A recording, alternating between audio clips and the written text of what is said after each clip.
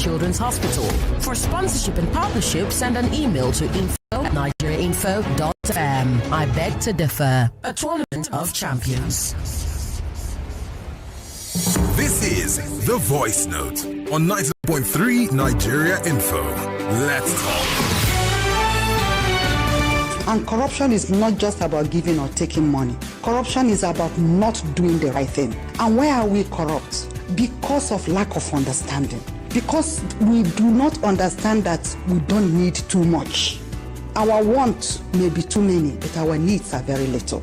And I don't even envy corrupt people because they destroy themselves and destroy their children, generations unborn.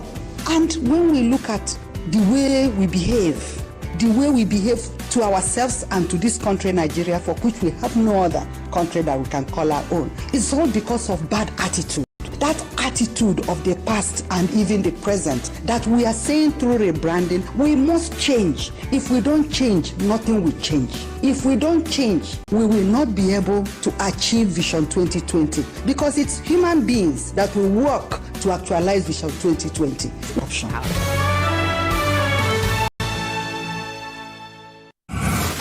We have gotten to a crossroads on Nigeria Info's I Beg to Differ National Tournament of Champions, and one winner must emerge. Nigeria, meet your finalists. Mary Uke Ashia and Oluwalade Demilade will go head-to-head, toe-to-toe on Thursday, beginning at 3 p.m. Their first topic will be, should developed nations increase financial aid to developing countries? And at 4 p.m., they will debate the topic, is global media coverage of the Israel-Gaza conflict biased? I am Yvonne Okhaifo. Join Femi, Obong-Daniels and me as we meet Nigeria Info's I Beg to Differ National Champion of Champions on Thursday. I Beg to Differ Tournament of Champions. 16 debaters, now 2. One winner, 2 million naira. Sponsored by Letseho Microfinance Bank. Supported by Chrisland Schools, Olaiya Foods, Obiwizi, Call to Fly, Biloxi, and Massey Street Children's Hospital. For sponsorship and partnership, send an email to info@nigeriainfo.fm. I beg to differ. A tournament of champions.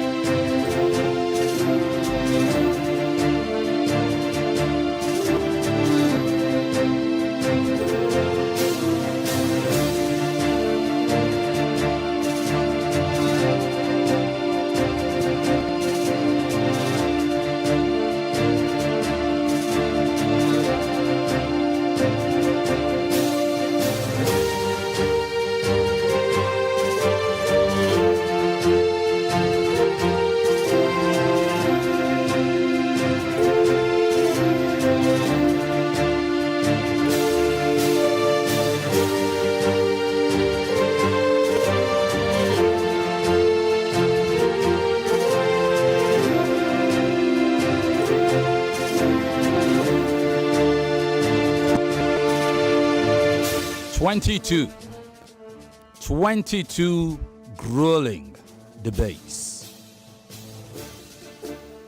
And you've seen all of 21 of them.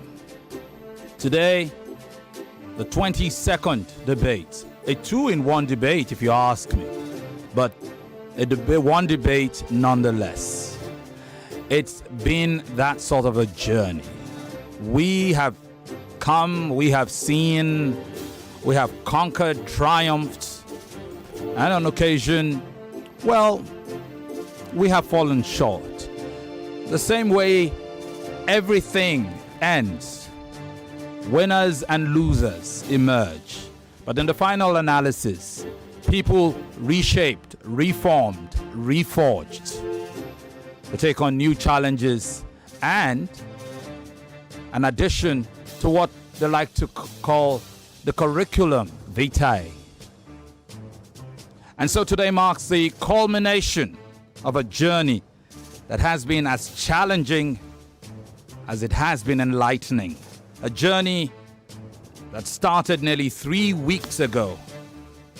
These champions you are about to meet today, they sit here not just as participants in a debate, but as representatives of the art of discourse, a tradition that has shaped societies, influenced decisions, and driven progress throughout history.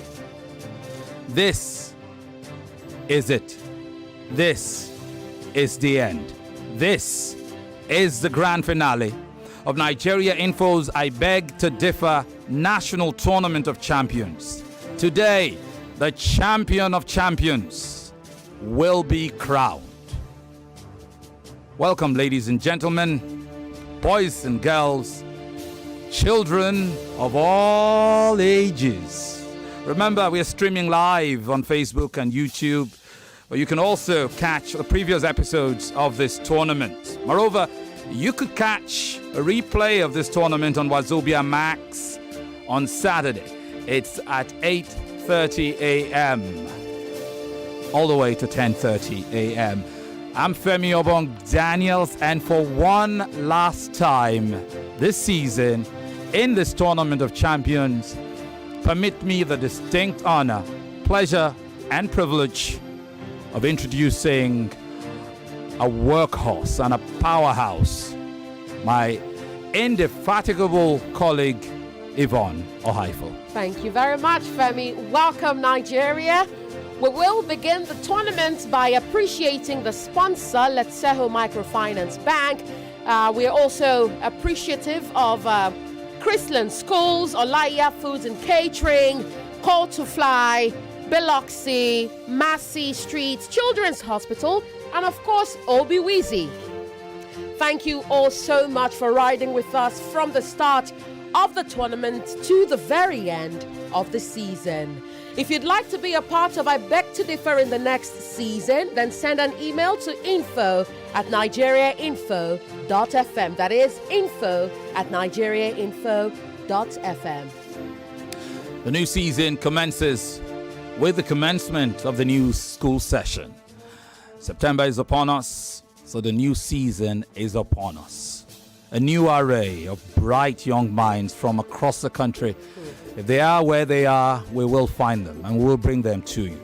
We've been blessed by these young ones so far, and it's a memory that we'll keep for a long time to come. Let's remind you of what these two individuals here, whom you'll meet shortly again, are vying for. It's a first place prize of 20 million naira and some add-ons: a Green Lion G20 Ultra tablet and a Green Lion Ultra Active smartwatch. Whoever finishes second today will go home with a million naira, a Green Lion Active Duo AirBuds Pro, and a Green Lion San Siro wireless headphone. You saw Adio Afolari finish third yesterday, and he'll be joining us at some point today. He takes with him 500,000 naira, a Green Lion Ultra Active smartwatch, and a Green Lion Comfort Plus headphone. Not to also leave out the fact that Obi Weezy has also provided gadgets to all the other participants in this contest, all 16 of them, each of them with a Green Lion Comfort Plus headphone, all the other 13 who didn't make it to the top 3. All right, so having done that, it's time now perhaps to meet our judges on this occasion. I'm not sure, I'd like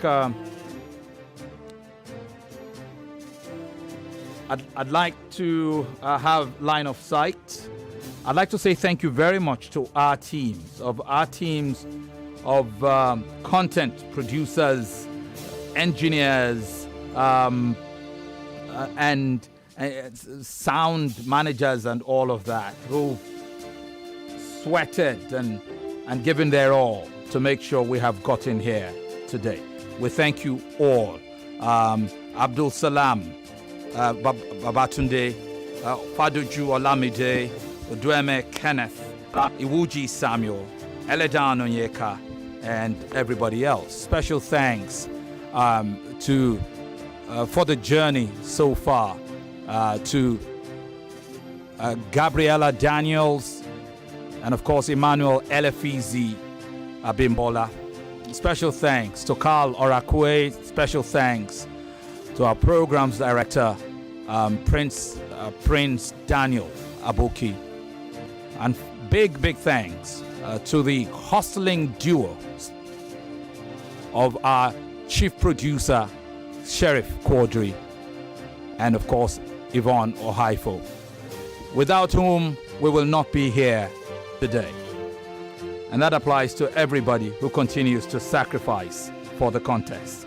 So here we go. Let's say welcome to all our judges. I'd like to start by saying welcome to Chief Judge for this final time.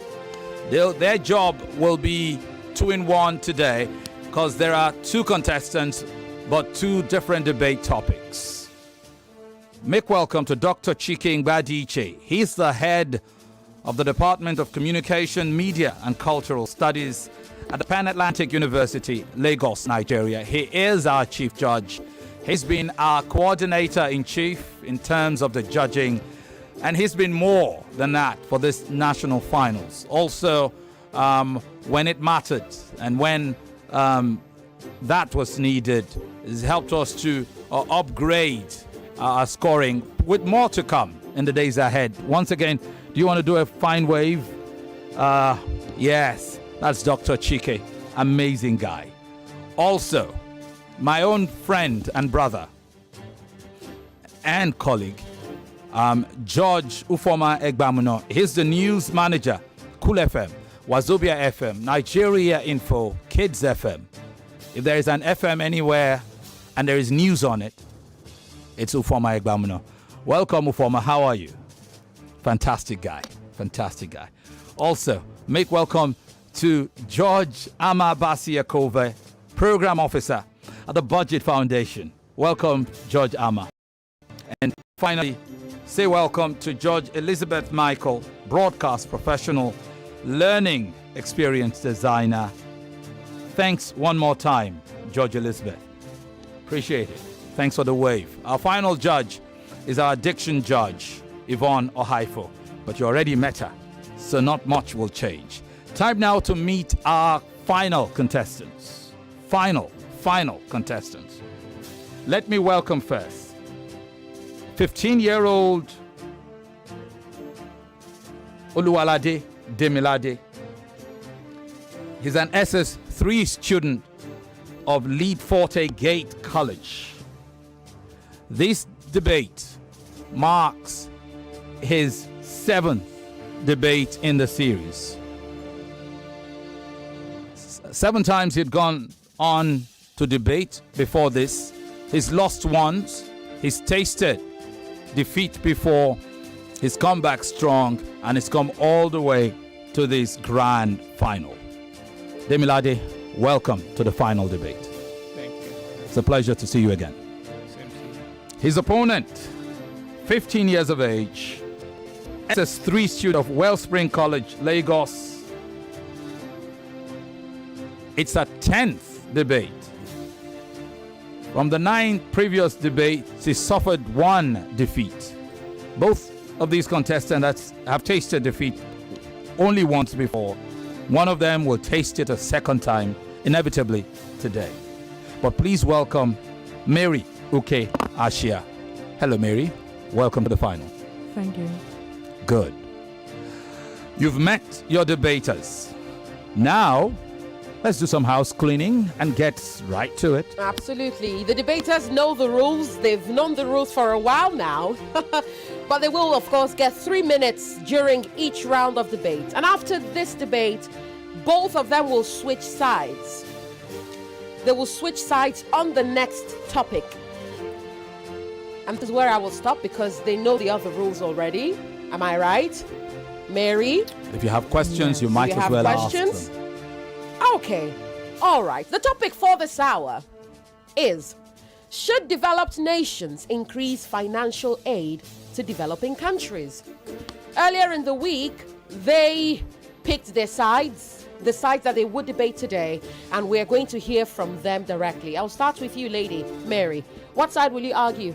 Opposition. You will say developed nations shouldn't increase financial aid to developing countries.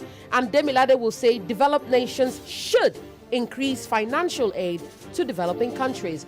During the next debate, Mary will support the motion and Demilade will oppose the motion. All right. I would really like our digital content team, if they have visuals on the parents and guardians of our finalists, so you can indeed meet them. Mary Ashia is chaperoned by her teacher, who's been a regular feature of these debates since we started. And today for the final, she's also blessed to have her mother, Mrs. Rebecca Ashia, join us now.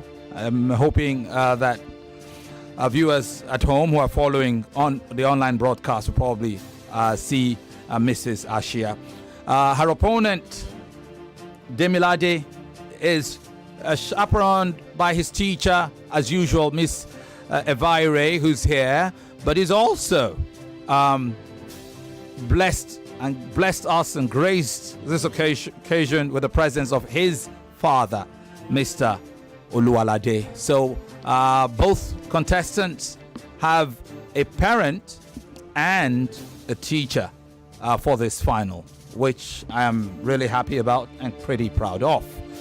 All of that done, it's time on behalf of all our sponsors and partners, Letseho Microfinance Bank, Chrisland Schools, Olaya Foods and Catering, Call to Fly, Obi-Weezy and Massey Street Children's Hospital bid you welcome to the final debate proper. Absolutely, and it is time to debate. We will start with the motion supporter, Oluwalade Demilade. The topic is: should developed nations increase financial aid to developing countries?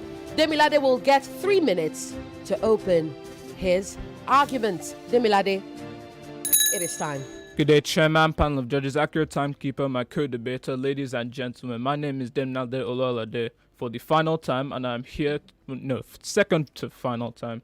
And I'm here to support the motion that states developed nations should increase financial aid to developing nations. Financial aid or foreign aid is any financial gift to another country, usually to help them with a specific reason. It has many benefits both to the receiver and to the giver. The first of which is it promotes economic growth in the receiving nation.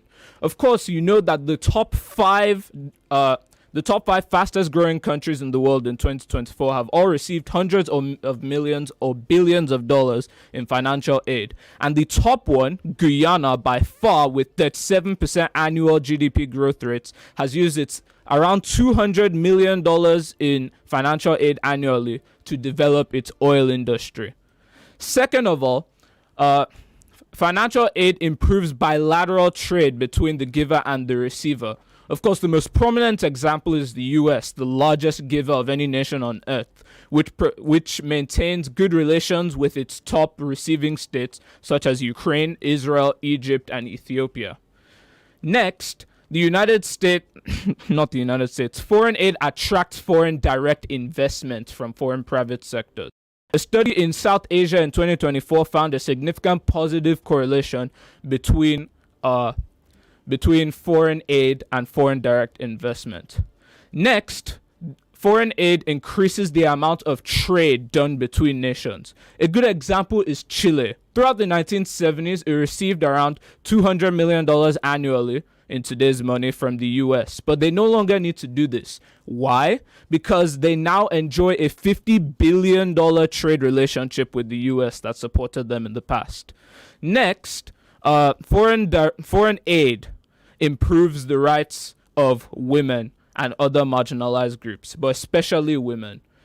Investing in institutions and organizations that promote women's education and women's liberties increases the amount that women are able to be liberated and express themselves in society. Next, foreign aid helps to improve food security in receiving regions. A study by the IFPRA showed that foreign aid can take as much as 30% of the effects of any food shortages away from suffering countries. Then, foreign aid helps in climate action by investing in institutions and programs that promote eco-friendly technologies. Foreign aid can help to reduce the emissions of developing countries that badly need it.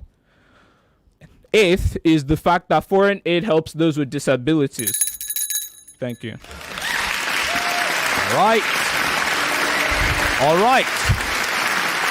There will be opportunities to make more points during the rebuttal rounds.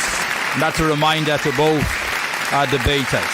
You've heard the opening round, the presentation round for Oluwalade Demilade. Time now for the opening presentation round of Mary Uke Ashia. Mary, it is time. Increasing financial aid is often portrayed as a lifeline for developing countries, but in reality, it is nothing but a noose around their necks. Adjudicators, moderators, co-debater, and audience, I oppose the motion. Should developed nations increase financial aid to developing countries? To begin, let's consider how increased aid creates moral hazard by reducing the government's motivation to implement essential reforms. The Global Fund's 2021 report notes that, as seen in Somalia, aid fosters complacency, risking trapping nations in a cycle of stagnation. Also, dependency and sovereignty. Most developing nations are known for their political and economic quasi-servitude to the developed world. Increased aid would mean only one thing: the sales of their birthright, that's sovereignty, as they lose control over their political and economic decisions. Next, corruption and resource misallocation. Transparency International's 2022 Corruption Perception Index shows severe corruption in aid-dependent countries like Mozambique and Nigeria. That most developing countries are resource-rich proves that their problem is not lack of money but mismanagement. Moving on, debt overhang and financial instability. Nigeria spends 40% of its budget and 90% of its revenue on loan servicing, according to the World Bank data. The IMF warns that large aid inflow, including loans, can drive currency appreciation, harming exports and increasing inflation. Furthermore, reinforcement on inequality. Aid can deepen economic and social inequalities by disproportionately benefiting the elite. Using the Gini coefficient, a 2022 World Bank study in Kenya shows that aid benefited politically connected elites, thus entrenching these inequalities. In addition, market distortion. Aid can distort local market equilibrium, leading to inefficiencies and weakening local competition. Subsidy policy on imports can undercut local food production, as seen in the case of Ethiopia, which has depressed local food prices and reduced market opportunities for farmers. Moreover, environmental decay. Financial aid, which is actually tied to infrastructural projects, usually ignores environmental sustainability, with the local communities bearing the cost. A 2021 International Union for the Conservation of Nature found that aid-sponsored projects in the Amazon led to deforestation and biodiversity decay. Additionally, increased transaction costs. Unlike being gifted money from a friend, increased financial aid means increased transaction costs. A 2021 Organization for Economic Cooperation and Development study found that administrative costs consume more than 15% of aid budgets, leading to insufficient policies. Next, corporate interest over local needs. A 2021 Global Value Chain found that aid benefited corporations over local needs. What happens is the fact that companies and interest now then gain more interest than this company. In fact, we then found out that 60% of aid-funded projects actually use foreign contractors and materials, sidelining local industries. Next, payment default. Foreign developed countries' failure to meet their existing financial requirements undermines the justification of increased aid. A 2022 OECD report found a $20 billion shortfall from the 0.7% official target, with only 60% of remitted aid actually paid. How does an increased aid ensure that they're going to actually meet their requirements, meet their new requirements? Now, finally, with the devastating global economic downturn, developed nations have to prioritize their pressing local challenges. High public debt, such as the US's $32 trillion and the UK's debt surpassing 100% of its GDP amid housing and health challenges, limits additional aid commitments. I'm proud to oppose. Thank you. Right on time. And yes, the applause is in order. All right, you asked for it, you have it. The opening rounds, the opening salvo in the first of two debates between these two. The topic is, should developed nations increase financial aid to developing countries? Oluwalade Demilade says yes. Mary Uke Ashia says no. You will hear the rebuttals after this quick break. Stick around. At Let's Sell Microfinance Bank, We believe in dreams, in aspirations, and in the power of financial freedom. We know what it means to be a small business owner, a hardworking individual, and a family striving for a better tomorrow. That's why our mission is simple: improving lives. So whether it's with a loan to expand your business, savings to secure your future, or financial advice to help you, Letseho Microfinance Bank is dedicated to your success. You see, your dreams are worth banking on, and we would love to help you build the brighter future you desire, one step at a time. So visit any Letseho Microfinance Bank branch and let's start your journey together. Call us on 0905-391-1450. Send an email to nigeria@letseho.com. That is LETSHEGO.com. And follow us on all social media platforms at Letseho Nigeria. Letseho Microfinance Bank. Improving lives. Obiwizi is Nigeria's pioneer e-commerce platform for pre-owned gadgets. They are Nigeria's home of gadgets with warranties, where you can purchase all your favorite devices and quality accessories, both brand new and pre-owned. You can also trade in your older devices for a newer model in a simple and convenient way. To crown it all, when you decide to sell off that device of yours to meet that important cash obligation, Obiwizi is your guy, literally your guy. With offline and pickup stores in Ikeja, Lekki, Abuja, and Benin, Obiwizi delivers nationwide. So make sure you are following Obiwizi on Instagram at Obiwizi Backup Page. Yes, that is on Instagram. You could send an email to the email address info@obiwizi.com or go to the website at www.obiwizi.com. They are also on X at Obiwizi, literally Obiwizi. Obiwizi is spelled Obiwezi. Yes, Obiwizi. Follow them on all pages and of course all social media platforms and get that device of your dreams. Welcome back. It's the final of the Tournament of Champions, the debate which pitches two 15-year-olds, Oluwalade Demilade of Lead Forte Gate College and Mary Uke Ashia of Wellspring College, both of them in Lagos. You heard the presentation rounds of the first of two debates in this final. It is now time for the rebuttal rounds. That's right. And for this round, we will revert to the motion opposer, Mary Uke Ashia. It is time. All protocols duly observed. I'd like to remind everyone that the topic states, should developed countries increase financial aid to developing nations? Now, the purpose of which I have done this is to call out my opponent's wrong description of the topic. My opponent has focused on the benefits of financial aid, not on why developed countries should increase financial aid. Therefore, the 6 points given by my opponent, such as economic growth, bilateral trade, foreign direct investment, increases trade between nations, rights of women and marginalized groups, climate action, and food security, fail because they do not answer the question which we are debating today. I'd also like to point out the fact that my opponent has failed to discredit the existing aid structure and why it's not sufficient to solve the problem. My opponent has also failed to provide an alternate solution and why the alternate solution is preferable to the existing solution. Now, to the rebutting of my opponent's individual points. First, you mentioned economic growth. Well, let us be honest. Financial aid does not directly equate economic growth. Other factors must be in place, such as good governance and structures. I mean, for instance, if financial aid is economic growth, then a country like Nigeria, which has a public debt of over $93 billion, should have really enjoyed economic growth. You also mentioned bilateral trade, but let us be honest. Financial aid does not lead to bilateral trade. Bilateral trade occurs when countries actually have resources to exchange between each other. Most African countries sell raw materials.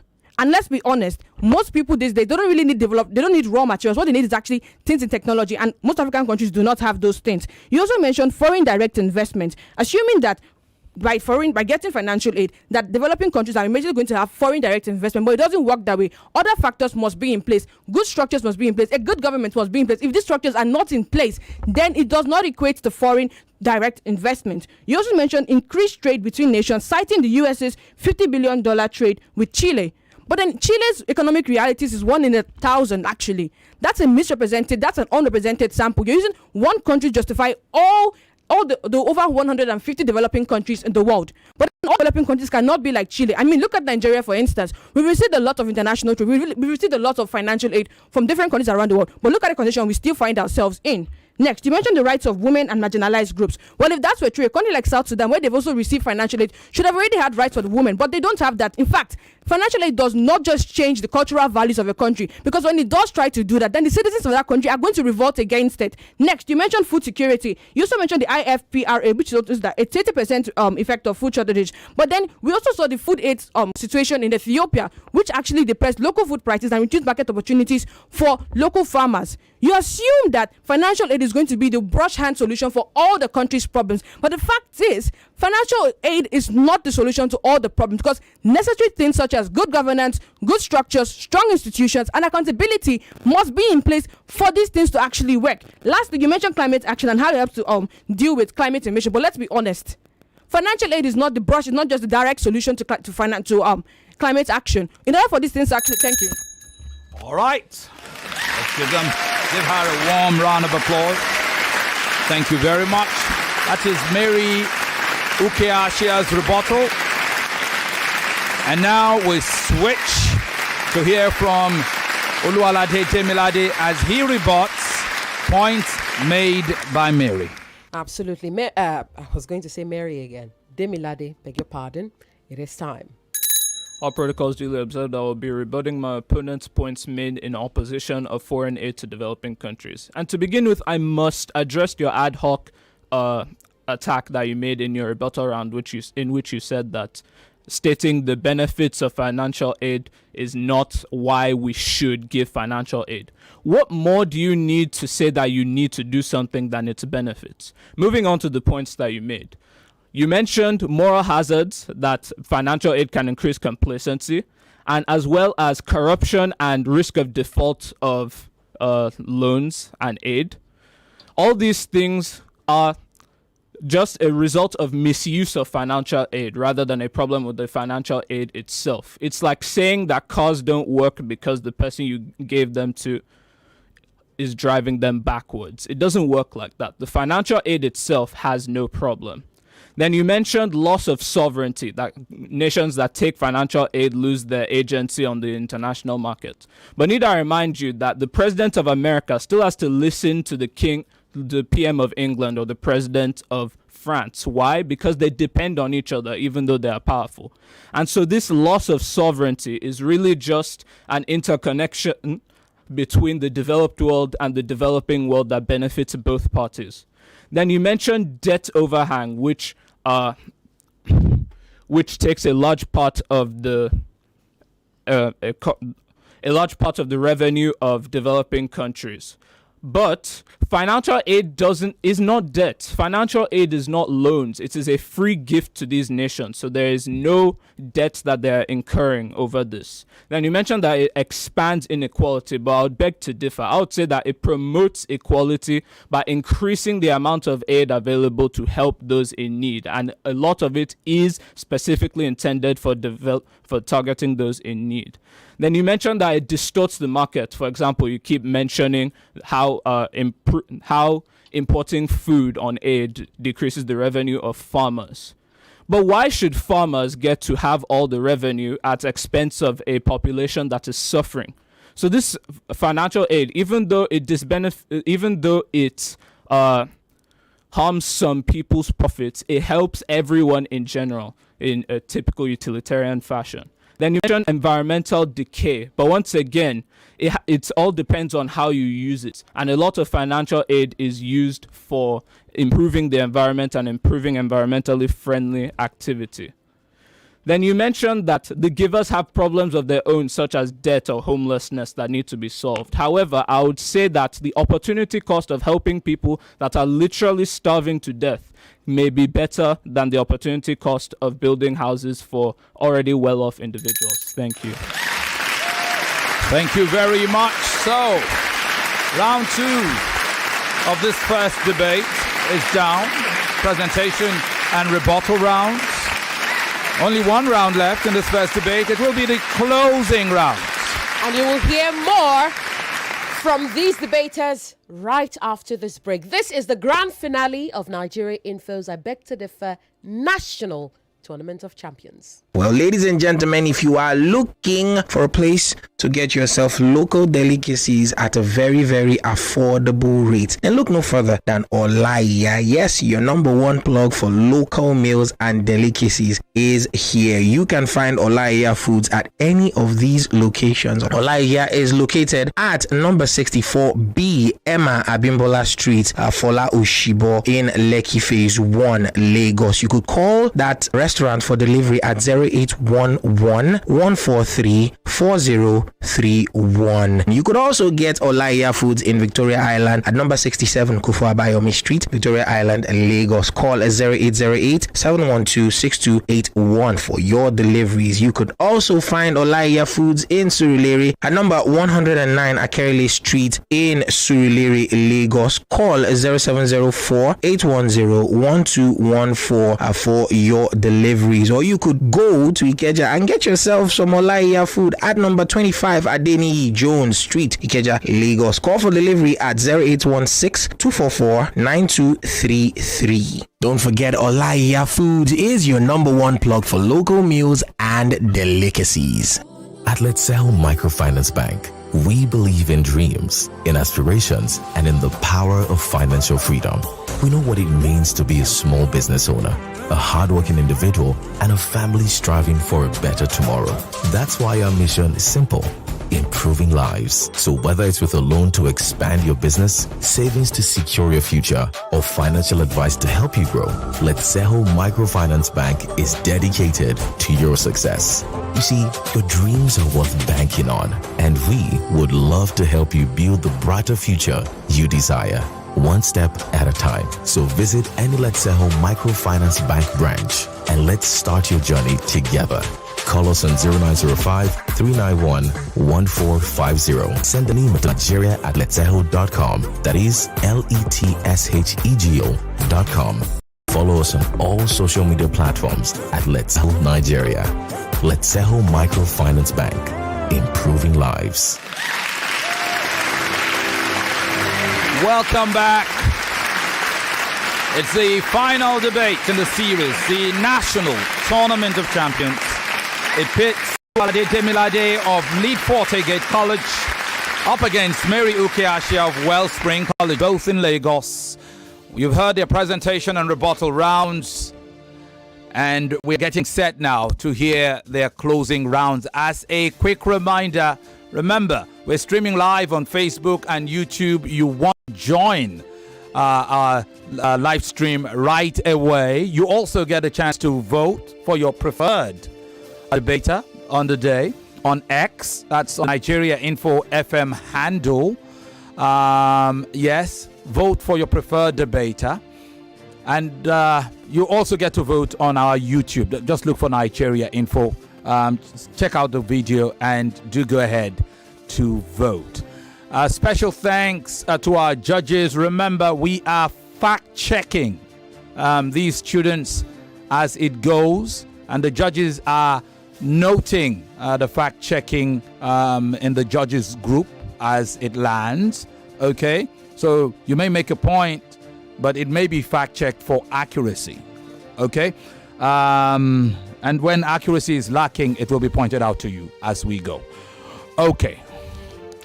So now, Yvonne, it is time for us to go straight to the closing arguments. Absolutely. And for this round, we will revert to the motion supporter, Oluwalade Demilade. It is time to rest your case. All protocols duly observed. I'll be concluding my proposition of the motion that states developed countries should increase financial aid to developing countries.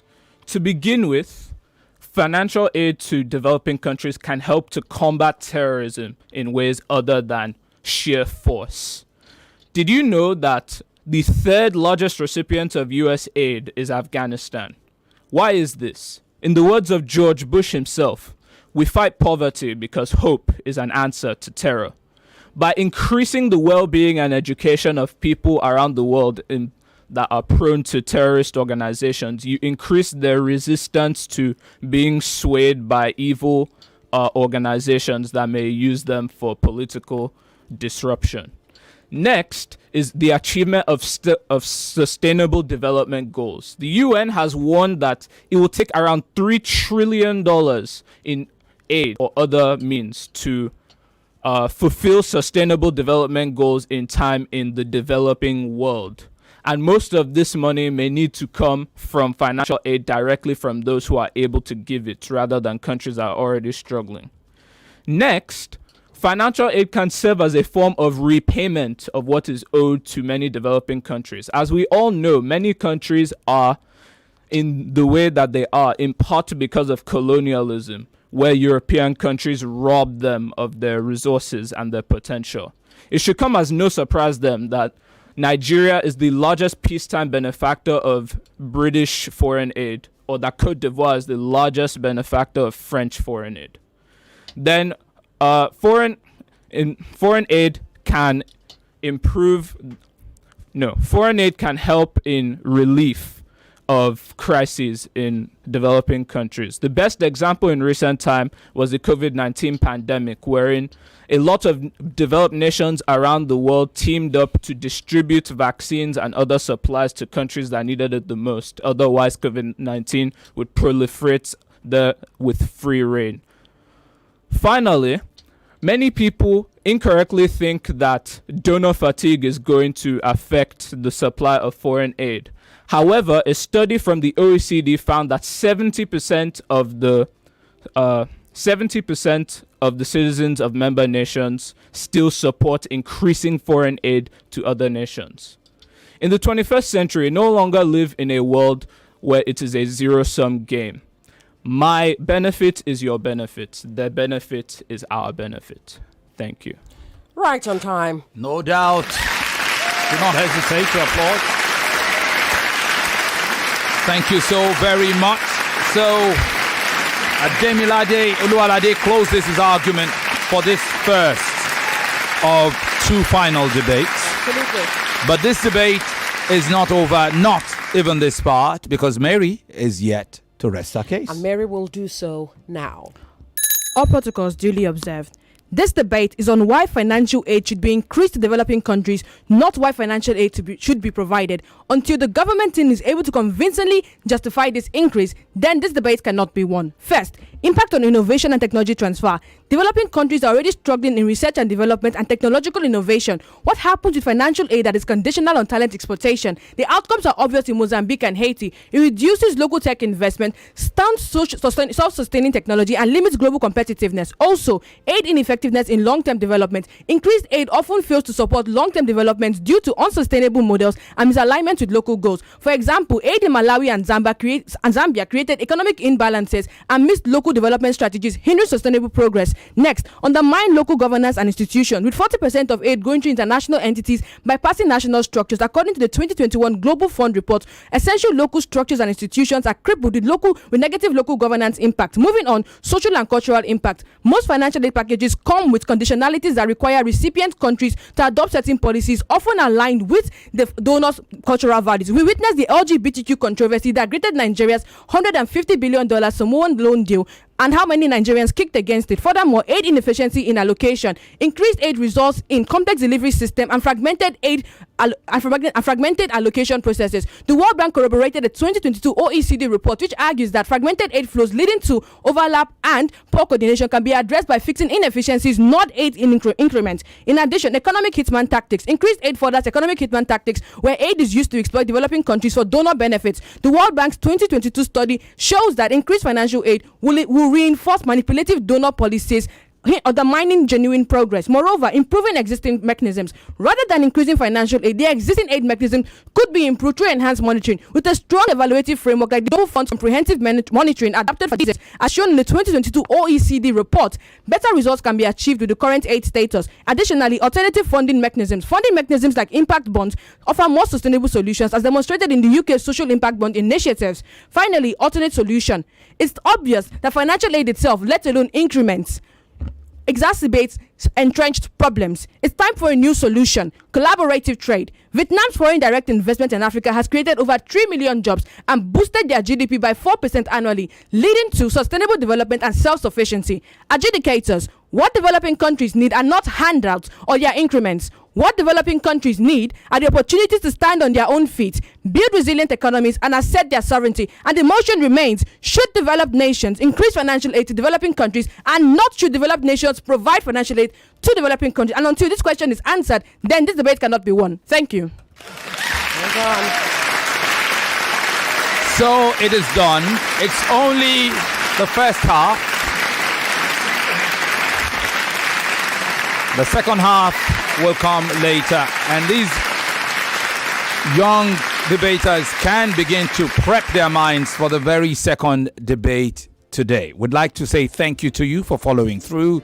Would like to thank the debaters. That was a very, very strong, healthy debate to have.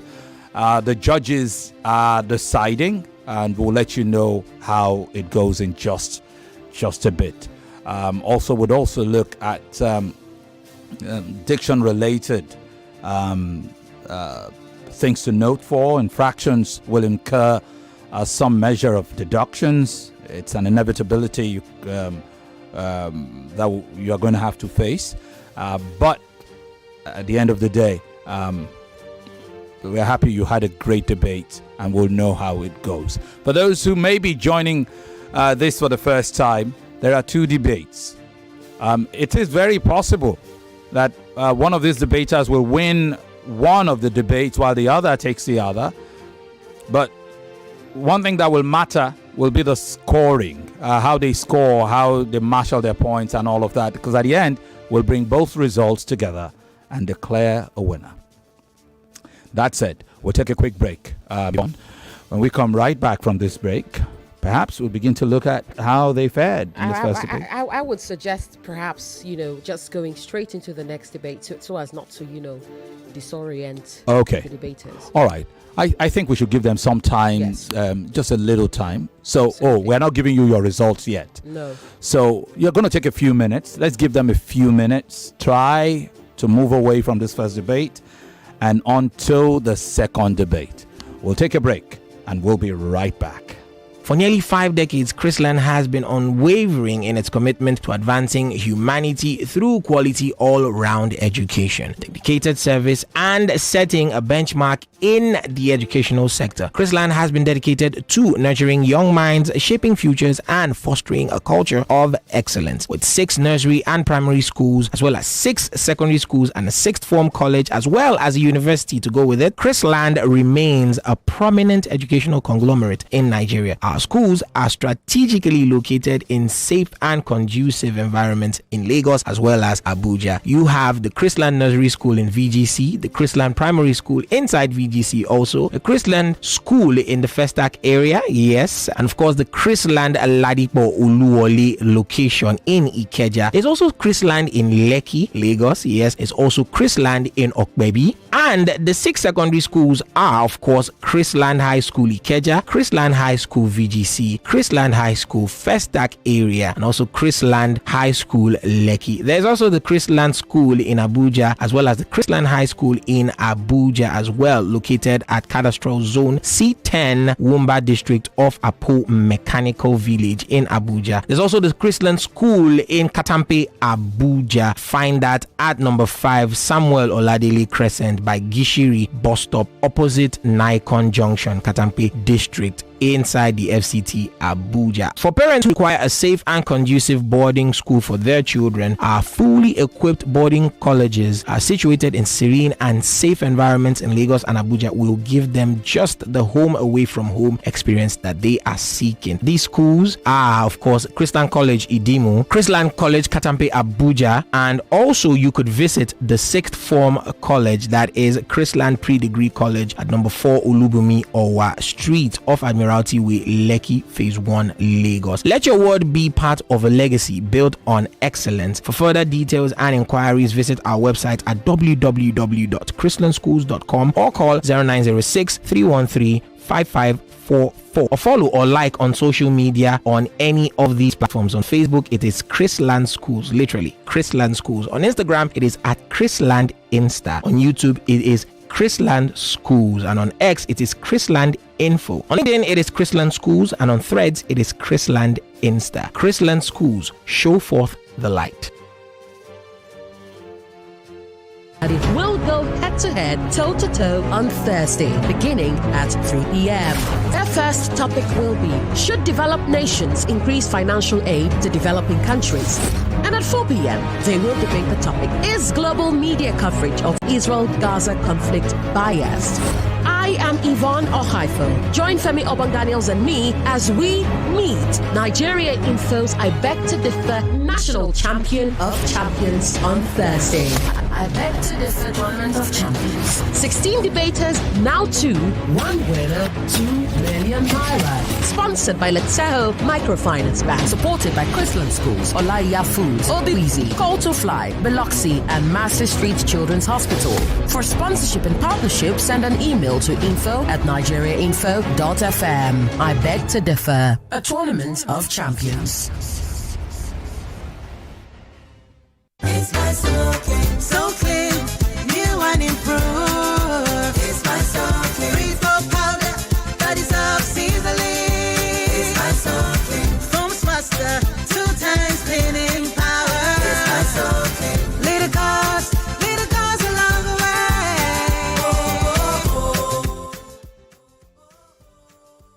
It's my so clean. New so clean detergents, every grain works for you. You are listening to your number one station for talk. Your number one station for talk. 99.3 Nigeria Info. Let's talk.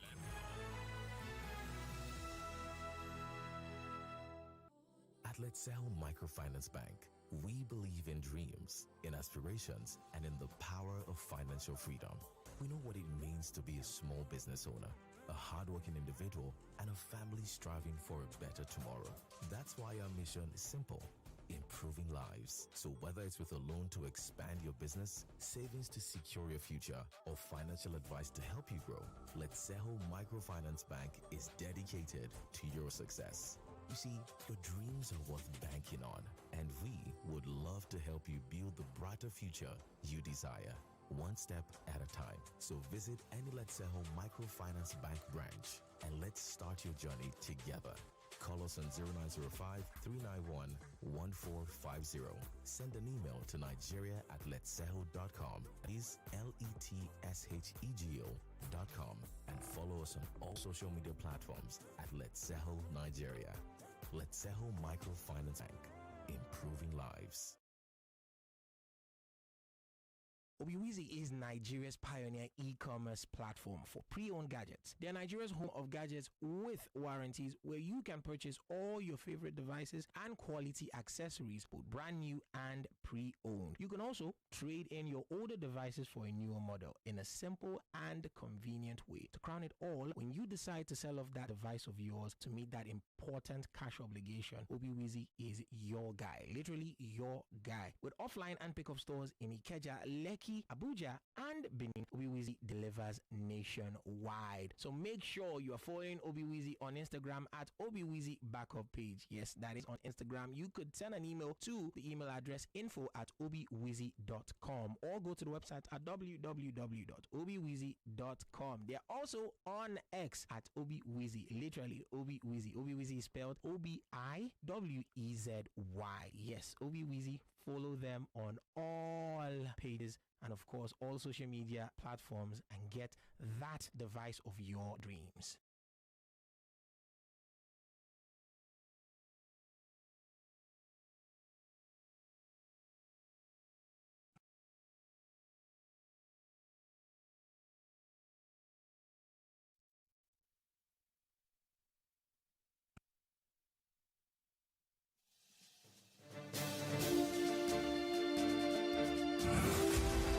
Gotten to a crossroads on Nigeria Info's I Beg to Differ National Tournament of Champions, and one winner must emerge. Nigeria, meet your finalists. Mary Ashia and Oluwalade Demilade will go head-to-head, toe-to-toe on Thursday, beginning at 3 p.m. Their first topic will be, should developed nations increase financial aid to developing countries? And at 4 p.m., they will debate the topic, is global media coverage of the Israel-Gaza conflict biased? I am Yvonne Okhaifo. Join Femi, Obong-Daniels and me as we meet Nigeria Info's I Beg to Differ National Champion of Champions on Thursday. I Beg to Differ Tournament of Champions. 16 debaters, now 2, 1 winner, 2 million naira. Sponsored by Letseho Microfinance Bank. Supported by Chrisland Schools, Olaiya Foods, Obiwizi, Call to Fly, Biloxi, and Master Street Children's Hospital.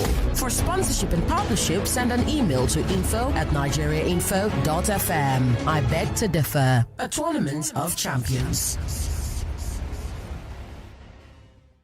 The Tournament of Champions. At Letseho Microfinance Bank, we believe in dreams, in aspirations, and in the power of financial freedom. We know what it means to be a small business owner, a hardworking individual, and a family striving for a better tomorrow.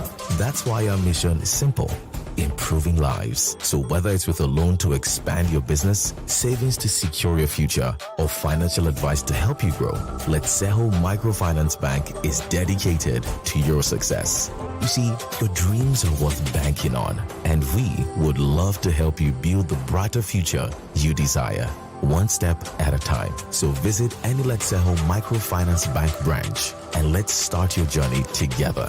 Call us on 0905-391-1450. Send an email to nigeria@letseho.com. That is LETSHEGO.com. And follow us on all social media platforms at Letseho Nigeria. Letseho Microfinance Bank. Improving lives. It's my so clean, new and improved. It's my so clean. Refill powder that is up seasoning. It's my so clean. Foams master, 2 times cleaning power. It's my so clean. Little cars along the way.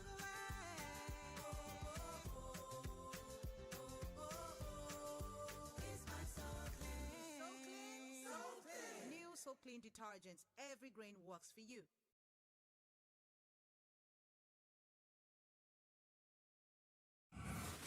We have gotten to a crossroads on Nigeria Info's I Beg to Differ National Tournament of Champions, and one winner must emerge.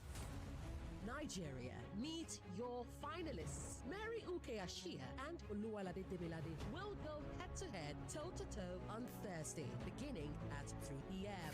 Their first topic will be, should developed nations increase financial aid to developing countries? And at 4 p.m., they will debate the topic, is global media coverage of the Israel-Gaza conflict biased?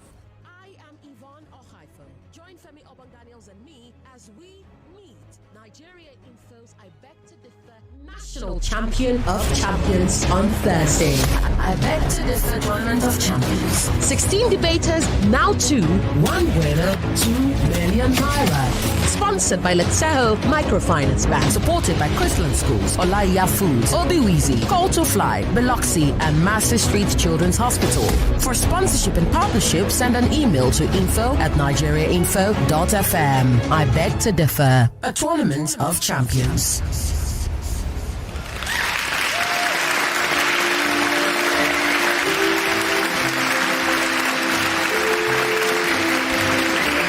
Welcome back.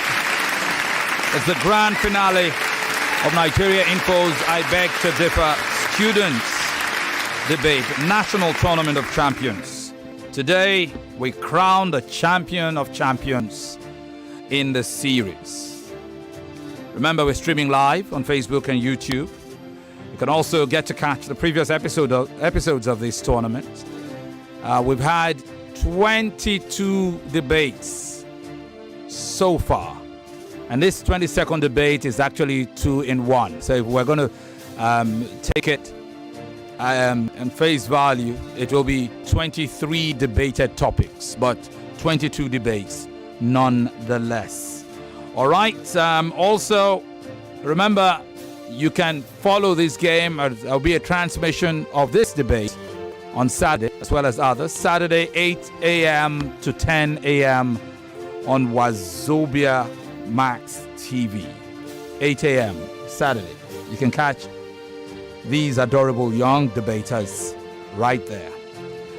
We've had one debate for this final. It's time for the second one. Yvonne? Absolutely. The second topic for this hour is global media coverage of the Israel-Gaza conflict biased? One of these debaters will say yes, the other will say no. Because Mary in the first debate opposed the motion, she will say yes, the global media coverage of the Israel-Gaza conflict is biased. And because Demilade supported the motion in the first debate, he will say no, the global media coverage of the Israel-Gaza conflict isn't biased. Are we clear? Awesome. Well, as we go into this debate, special thanks to our sponsors at Seho Microfinance Bank, all our partners, Obi Weezy. We appreciate you for providing all those gadgets for these young ones, in addition to the cash prize of 2 million, 1 million, and 500,000 naira. To Chrisland Schools, our host institution, thank you very much for hosting the students from out of town throughout this contest. To Call to Fly for flying some of these students to town. To Alaya Foods and Catering for supporting with feeding. And of course to Biloxi for the refreshments. And I cannot leave out Massey Street Children's Hospital for providing health cover throughout the course of this Tournament of Champions. As a quick reminder, the next series of I beg to differ debates will come. Planning is in full gear. You will begin to hear the promotion from September, because that is when we commence. If you would like to be a part of the next series of seasons, you need to get in touch right now. Send us an email via info@nigeriainfo.fm. We can begin to have the conversations right now, because it is upon us already. Don't forget, the I Beg to Differ student debate tournament is a marathon, not a sprint. For the new season, there will be multiple regional debates in Lagos, in Abuja, in Port Harcourt. And from these multiple debates that will happen over a span of 6-7 months, we will pick our champions who will come back to Lagos for the Tournament of Champions in 2025. That's clear. So let's debate. Let's do so, Femi. The topic again is global media coverage of the Israel-Gaza conflict biased? Mary will say yes. Demilade will say no. And for this round, we will begin with the motion supporter, Mary Uke Ashia. It is time. Adjudicators, moderators, co-debater, and audience. The Israel-Gaza conflict, intrigued by the establishment of Israel in 1948, has evolved through wars and geographical disputes. The global media has reduced the conflict to an oversimplified, one-sided, interest-seeking narrative. I support the motion. First, disproportionate focus on casualties. Media outlets often highlight Israeli casualties more prominently than Palestinian casualties. For example, media outlets like BBC and CNN reported during the May 2021 conflict that 12 Israelis were killed, but the UN reported that over 240 Palestinians were killed, including 66 children. Also, framing Hamas as the sole aggressor. Western media frequently depicts Hamas as the primary aggressor, often neglecting context leading up to the war. For instance, now, during the 2014 Gaza war, media outlets like BBC and Fox News focused on Hamas rockets, but underreported on the Israeli military's incursion on Al-Aqsa mosque and Sheikh Jafar's eviction, which contributed to the escalation. Next, underreporting humanitarian crisis. The humanitarian crisis in Gaza is underreported. For instance, 97% of Gaza's water is undrinkable, and the area suffers through daily electricity blackouts ranging up to 20 hours, as reported by the United Nations Relief and Works Agency. But despite this, Western media like BBC and New York Times do not comment on this kind of issues. Rather, what they focus on is military engagements, completely ignoring the dire living conditions in Gaza. Moving on, language justifying action. Media outlets often use language that justifies one side's actions over the others. For example, during the May 2021 conflict, terms like self-defense and retaliation were used by most Western media to the Israeli military actions. What happens by this fact that it creates a language bias that frames the narrative in a way that justifies Israeli actions but demonizes Palestinian resistance. Furthermore, ignoring historical context. Media outlets often ignore essential historical context. A Harvard Kennedy School report shows that many reports ignore historical factors like the Oslo Accord and the 1967 Six-Day War, which are crucial to understand the conflict's complexity. In addition, selective reporting on military action. Media outlets like Press TV, which is backed by the Iranian government, often emphasizes Israeli airstrikes. During the 2014 Gaza war, Press TV focused more on the Israeli airstrikes but underreported Hamas's rocket and underground operations. Moreover, underreporting human shields. Media underreports Hamas's use of civilian infrastructures for military purposes. For instance, during the 2014 Gaza war, the UNRWA reported finding rockets in 3 of its schools, but it received limited media attention, which actually skews public perception of responsibility during the war. Additionally, false equivalence in reporting. Media outlets often try to create a false equivalence between Israeli actions and Hamas actions. In fact, BBC and Reuters headlines have sometimes actually tried to equate Israel's airstrikes and Hamas rockets, failing to understand the fact that there are disparities in their military capacity and the casualty figures. Finally, sensationalism in reporting. A 2018 Pew Research Study Center found that 65% of media consumers recall more the headlines than the actual article content, showing how sensationalist headlines influence public perception of the war. Thank you. Thank you very much. The bell goes.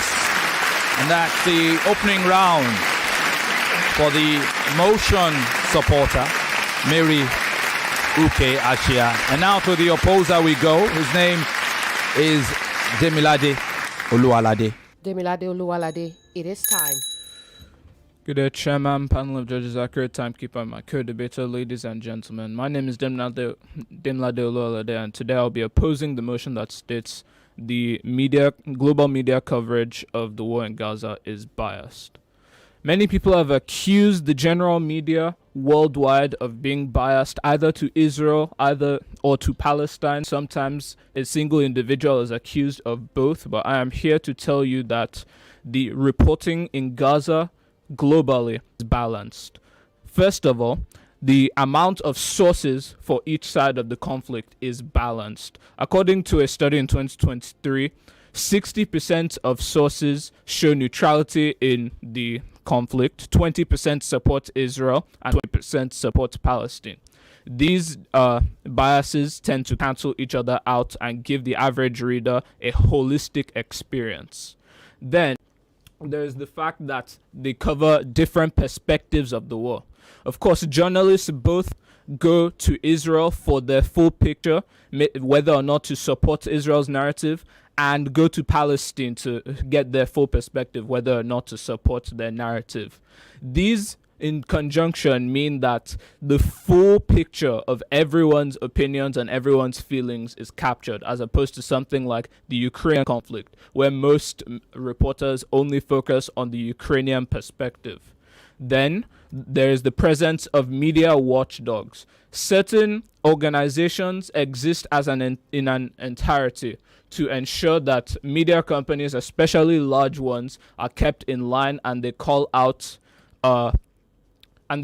mistakes in journalism from major media companies. Now, please tell me, my opponent, where did you know that these mistakes in mainstream reporting came from? Was it not from other media reporters that pointed it out to you and balanced the narrative? Then there's the fact that there is the fact-checking websites as well, fact-checking organizations, sorry. They fill a similar role to the media watchdogs in that they check the claims made by every source and ensure that everything is accurate. Then there's the influence of social media. Social media, once again, is a form of counterweight to whatever bias the major media companies may have, as people are free to proliferate their own opinions and justifications or arguments on the war without bias or suppression. Thank you. Well done. Right. Thank you. The opening rounds done between Mary and Demilade. We'll take a break. When we come back, we'll go to the rebuttal rounds right here on Nigeria Info. If you'd stick around. At Let's Sell Microfinance Bank, we believe in dreams, in aspirations, and in the power of financial freedom. We know what it means to be a small business owner, a hardworking individual, and a family striving for a better tomorrow. That's why our mission is simple: improving lives. So whether it's with a loan to expand your business, savings to secure your future, or financial advice to help you grow, Let's Sell Microfinance Bank is dedicated to your success. You see, your dreams are worth banking on, and we would love to help you build the brighter future you desire, one step at a time. So visit any Let's Sell Microfinance Bank branch and let's start your journey together. Call us on 0905-391-1450. Send an email to nigeria@letsehel.com. That is LETSHEGO.com. And follow us on all social media platforms at Let's Sehel Nigeria. Let's Sehel Microfinance Bank. Improving lives. Obiwizi is Nigeria's pioneer e-commerce platform for pre-owned gadgets. They are Nigeria's home of gadgets with warranties, where you can purchase all your favorite devices and quality accessories, both brand new and pre-owned. You can also trade in your older devices for a newer model in a simple and convenient way. To crown it all, when you decide to sell off that device of yours to meet that important cash obligation, Obiwizi is your guy. Literally your guy. With offline and pickup stores in Ikeja, Lekki, Abuja, and Benin, Obiwizi delivers nationwide. So make sure you are following Obiwizi on Instagram at Obiwizi Backup Page. Yes, that is on Instagram. You could send an email to the email address info@obiwizi.com or go to the website at www.obiwizi.com. They are also on X at Obiwizi. Literally Obiwizi. Obiwizi is spelled Obiwezi. Yes, Obiwizi. Follow them on all pages and of course all social media platforms and get that device of your dreams. We have gotten to a crossroads on Nigeria Info's I Beg to Differ National Tournament of Champions, and one winner must emerge. Nigeria, meet your finalists. Mary Ashia and Oluwalade Demilade will go head-to-head, toe-to-toe on Thursday, beginning at 3 p.m. Their first topic will be, should developed nations increase financial aid to developing countries? And at 4 p.m., they will debate the topic, is global media coverage of the Israel-Gaza conflict biased? I am Yvonne Okhaifo. Join Femi, Obong-Daniels and me as we meet Nigeria Info's I Beg to Differ National Champion of Champions on Thursday. I Beg to Differ Tournament of Champions. 16 debaters, now 2, 1 winner, 2 million naira. Sponsored by Let's Sell Microfinance Bank. Supported by Chrisland Schools, Olaiya Foods, Obiwizi, Call to Fly, Biloxi, and Massey Street Children's Hospital. For sponsorship and partnerships, an email to info@nigeriainfo.fm. I Beg to Differ, a tournament of champions. Welcome back into the rebuttal round. We are ready. Thanks to all our sponsors and partners. Let's Sehel Microfinance Bank. Special thanks to Obiwizi. Thanks also to Chrisland Schools, Olaiya Foods and Catering, Call to Fly, Massey Street Children's Hospital. I left out Biloxi. Thank you very much for everything. Don't forget, a new series opens up when the new school session opens up in September.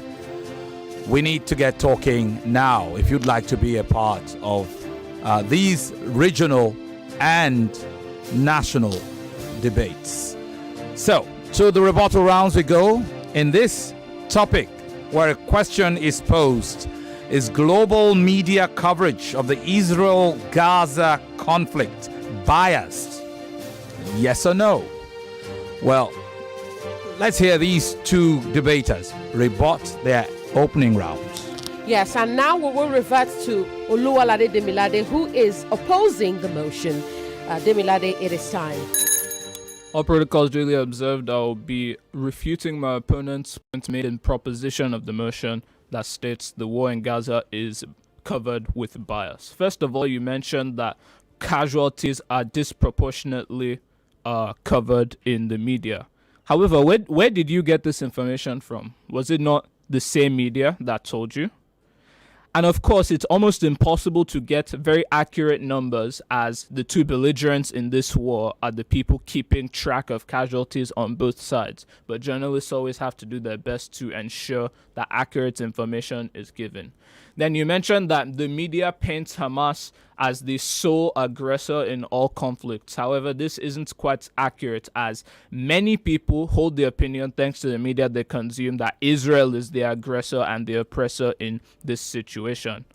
Then you mentioned that the humanitarian crisis is underreported, but I would beg to disagree with that point, because there are many journalists from many powerful organizations such as Amnesty International that are keenly focused on fully reporting and expressing the extent of the humanitarian crisis in Gaza. Then you mentioned that language is often used as a justifier to skew the narrative.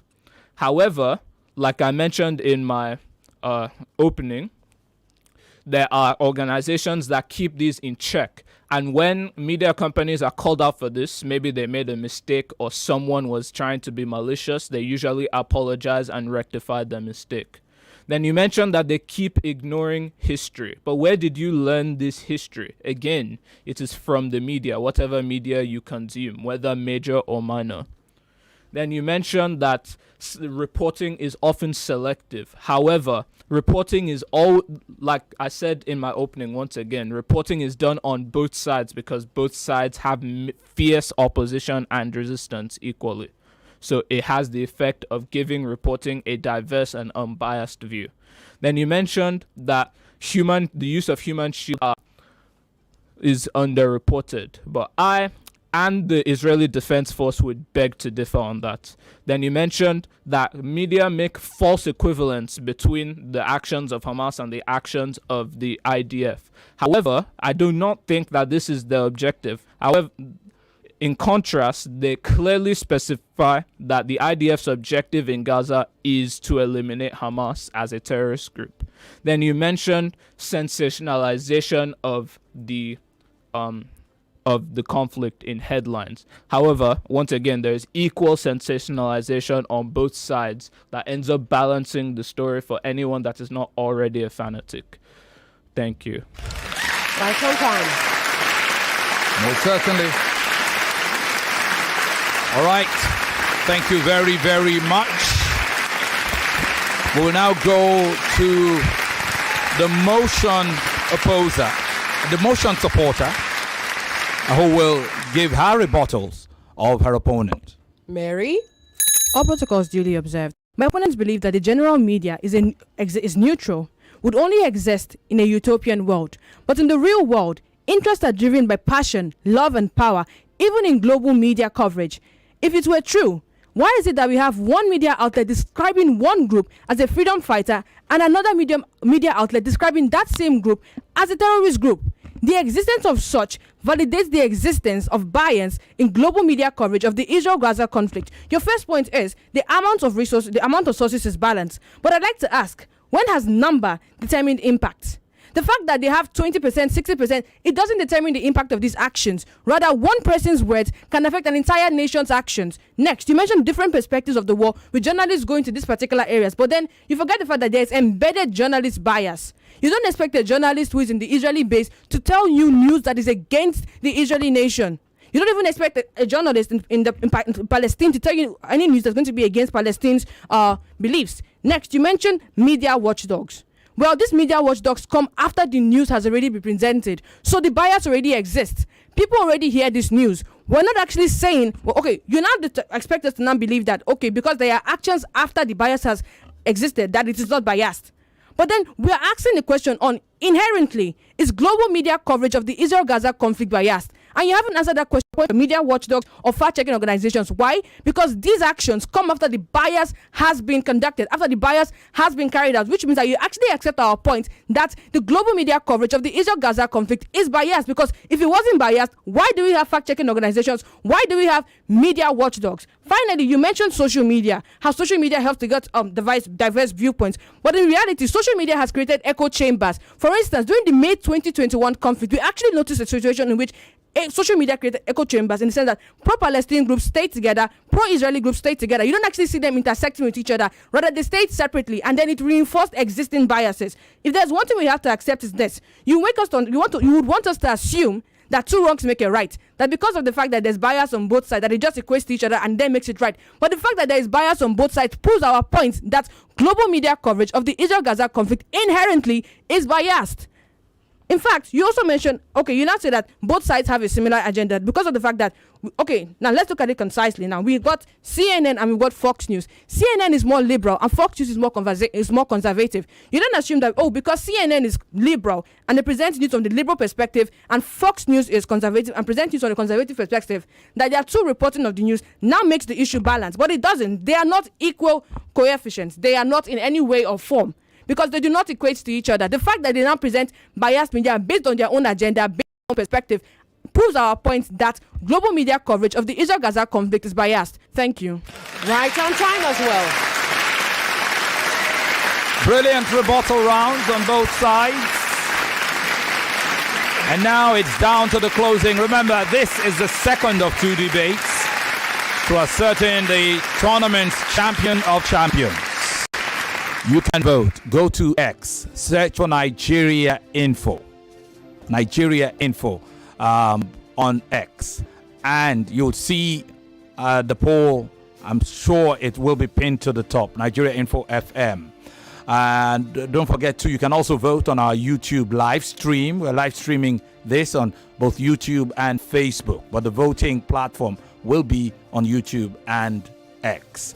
When we come back, it will be time for these two young stars to close their arguments right after this. Well, ladies and gentlemen, if you are looking for a place to get yourself local delicacies at a very, very affordable rate, then look no further than Olaiya. Yes, your number one plug for local meals and delicacies is here. You can find Olaiya foods at any of these locations. Olaiya is located at number 64B Emma Abimbola Street, Fola Oshibo in Lekki Phase 1, Lagos. You could call that restaurant for delivery at 0811 143 4031. You could also get Olaiya foods in Victoria Island at number 67 Kufu Abayomi Street, Victoria Island, Lagos. Call 0808 712 6281 for your deliveries. You could also find Olaiya foods in Surulere at number 109 Akerele Street in Surulere, Lagos. Call 0704 810 1214 for your deliveries. Or you could go to Ikeja and get yourself some Olaiya food at number 25 Adeniyi Jones Street, Ikeja, Lagos. Call for delivery at 0816 244 9233. Don't forget, Olaiya Foods is your number one plug for local meals and delicacies. At Let's Sell Microfinance Bank, we believe in dreams, in aspirations, and in the power of financial freedom. We know what it means to be a small business owner, a hardworking individual, and a family striving for a better tomorrow. That's why our mission is simple: improving lives. So whether it's with a loan to expand your business, savings to secure your future, or financial advice to help you grow, Let's Sell. At Let's Sell Microfinance Bank, we believe in dreams, in aspirations, and in the power of financial freedom. We know what it means to be a small business owner, a hardworking individual, and a family striving for a better tomorrow. That's why our mission is simple: improving lives. So whether it's with a loan to expand your business, savings to secure your future, or financial advice to help you grow, Etseho Microfinance Bank is dedicated to your success. You see, your dreams are worth banking on, and we would love to help you build the brighter future you desire, one step at a time. So visit any Let's Sell Microfinance Bank branch and let's start your journey together. Call us on 0905-391-1450. Send an email to nigeria@letsehel.com. That is LETSHEGO.com. And follow us on all social media platforms at Let's Sehel Nigeria. Let's Sehel Microfinance Bank. Improving lives. Welcome back to the grand finale of the Tournament of Champions of the I Beg to Differ Students Debate. Two champions here vying it out, Mary Uke Ashia and Demilade Oluwalade. They are down now to their closing arguments in their second and final debate of this grand finale. It's now time to hear both of them. Yes. And for this round, we will revert to the motion supporter, Oluwalade Demilade. I beg your pardon. Mary Uke Ashia, it is time to rest your case. All protocols duly observed. I continue to support the motion.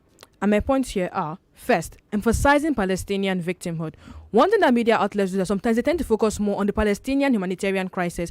And while it is good, obviously, to show the humanitarian crisis in Palestine, what it does that it prevents us from actually having a balanced view of the crisis. Also, inconsistent coverage on ceasefire. There has always been inconsistent media coverage on ceasefire. For instance, during the May 2021 conflict, some media outlets actually reported, like BBC and CNN, reported that there was actually ceasefire in Israel and Gaza. But then media outlets like The Guardian and New York Times reported that while there was largely ceasefire in Gaza, that the Israel military still carried out operations. Next, under reporting international law violation, the media is quite good at reporting immediate violence responses, telling us about the attacks that has occurred. But one thing that they don't actually focus on is the international law violations. We don't really see the international law violations. And what that does is that it prevents the public of actually knowing the legal implications of the war. Moreover, limited representation of local voices. For instance, during the 2021 May conflict, we had media outlets reaching out to political leaders, military experts, asking them, what's your take on the war? But you know one thing we didn't see? We didn't see them reaching out to the public. We didn't see them asking the ordinary Palestinians and Israelis, what's your take on the war? And actually, if they had been able to do that, they'd have actually been to give us a more nuanced understanding of the conflict,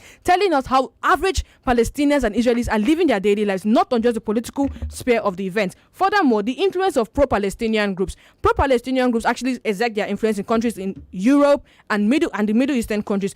And how they do this is the fact that they don't make the media to then present the conflict in a way that makes it look as though they are facing an humanitarian crisis. Next is the influence of pro-Israel lobbying groups. Pro-Israel lobbying groups, particularly in the Western states, are able to do this in the sense that they now go to this Western state and lobby how they present the case. They now put it as a more geographical and security disturbance issue rather than what it actually is, giving them once again a skewed perception of the war. Furthermore, cultural and social impact. Most of these countries media outlets present the news based on their cultural and social impact. For instance, Al Jazeera, which is more favored to the Arabs, who present the conflict more as a humanitarian crisis in Palestine. While if you go to the West, outlets like New York Times present it more as a geographical and security imbalance. These are the issues that we face. Finally, social and economic pressures. Countries that have social and economic alignments with Israel will mostly present news that favors them. They wouldn't present the news in a way that wouldn't favor them because of the fact that they have a stakehold in what Israel does. In fact, Researchers Without Borders found that the US, Germany, and France reported news based that supports Israel's stance because of the fact that they enjoy economic benefits from Israel because of the relationships that they have with Israel. Finally, I would like to state the fact that adjudicators that this motion insists that the global media coverage of the Israel-Gaza war is inherently biased. We do not debate today on just the bias of the media. We debate today on how both sides are constantly trying to protect their agendas, how both sides of the media are constantly trying to protect their values, what they believe in, and their goals. And when they do these things, it skews perception of the war. Thank you.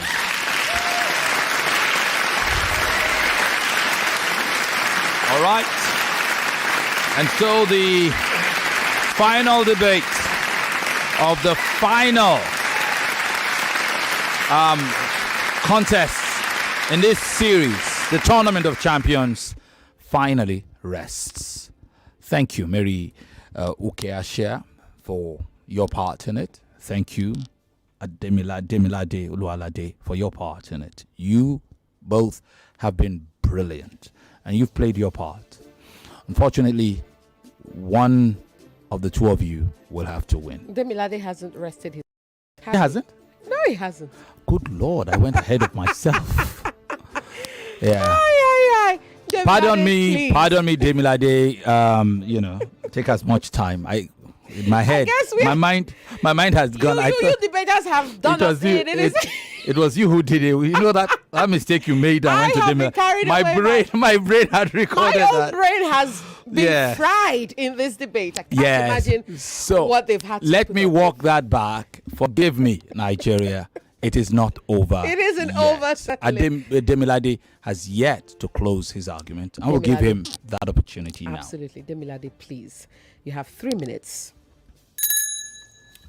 All protocols duly observed, I will be closing my opposition of the motion that states global media coverage of the war in Gaza is biased. First of all, I'll bring up that historically, media companies have refrained from using emotive language to describe the conflict. Several media companies have protocols in place to refrain from using language such as oppression, massacre, genocide that could blow the conflict out of proportions or skew people's perception one way or the other. Then there is the fact that most media companies take opinions from experts on Middle Eastern affairs, Middle Eastern history, Jewish history, Arab history, experts from every field that is available in order to get the most accurate reports that they possibly can to their viewers. As my opponent tries to state that two wrongs don't make a right, but I feel like that is a false conjunction. Rather, I believe that this conflict is the least biased conflict that has ever been reported on in the 21st century, because vested interest on both sides has had the unlikely effect of bringing the truth out, exposing every last truth or falsehood involved in the conflict in order to make sure that coverage on the conflict is unbiased and equally covered on. Thank you. Well done.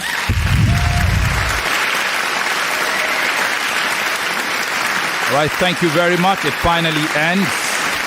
All sides represented. The judges will be collating and making their determination now. And we'll have opportunities to share the decision with you. Remember, we're scoring for both debates. And you'll get the score line. We have plenty of time. So if you haven't had the opportunity of being a part of this via the phone lines or through your messages, keep your messages coming.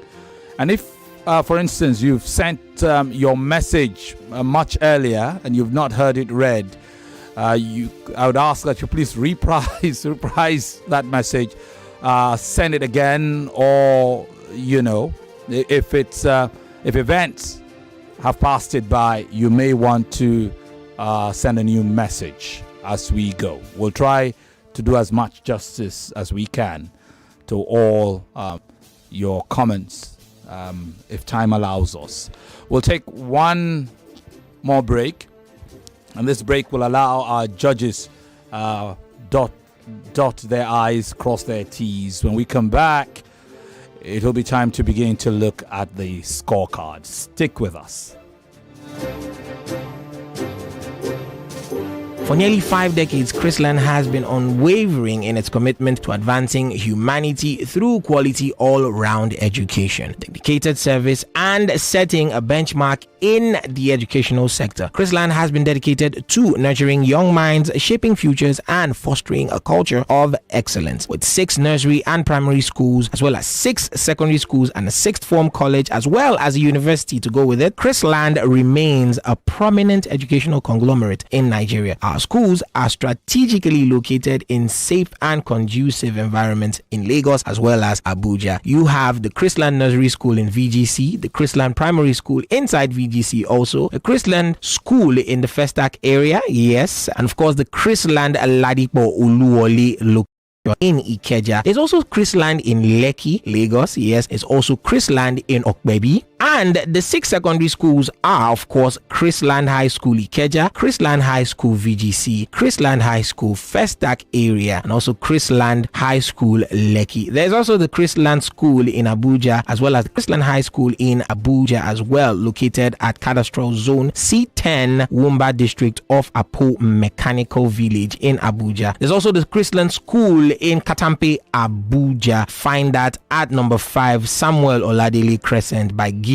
bus stop opposite Nikon Junction, Katampe District, inside the FCT Abuja. For parents who require a safe and conducive boarding school for their children, our fully equipped boarding colleges are situated in serene and safe environments in Lagos and Abuja will give them just the home away from home experience that they are seeking. These schools are, of course, Chrisland College Idimu, Chrisland College Katampe Abuja, and also you could visit the 6th form college, that is Chrisland Pre-Degree College at number 4 Olubumi Owa Street off Admiralty Way, Lekki, Phase 1, Lagos. Let your word be part of a legacy built on excellence. For further details and inquiries, visit our website at www.chrislandschools.com or call 0906 313 5544 or follow or like on social media on any of these platforms. On Facebook, it is Chrisland Schools, literally Chrisland Schools. On Instagram, it is at Chrisland Insta. On YouTube, it is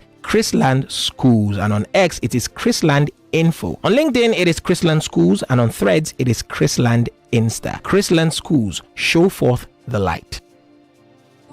At Let's Sell Microfinance Bank, we believe in dreams, in aspirations, and in the power of financial freedom.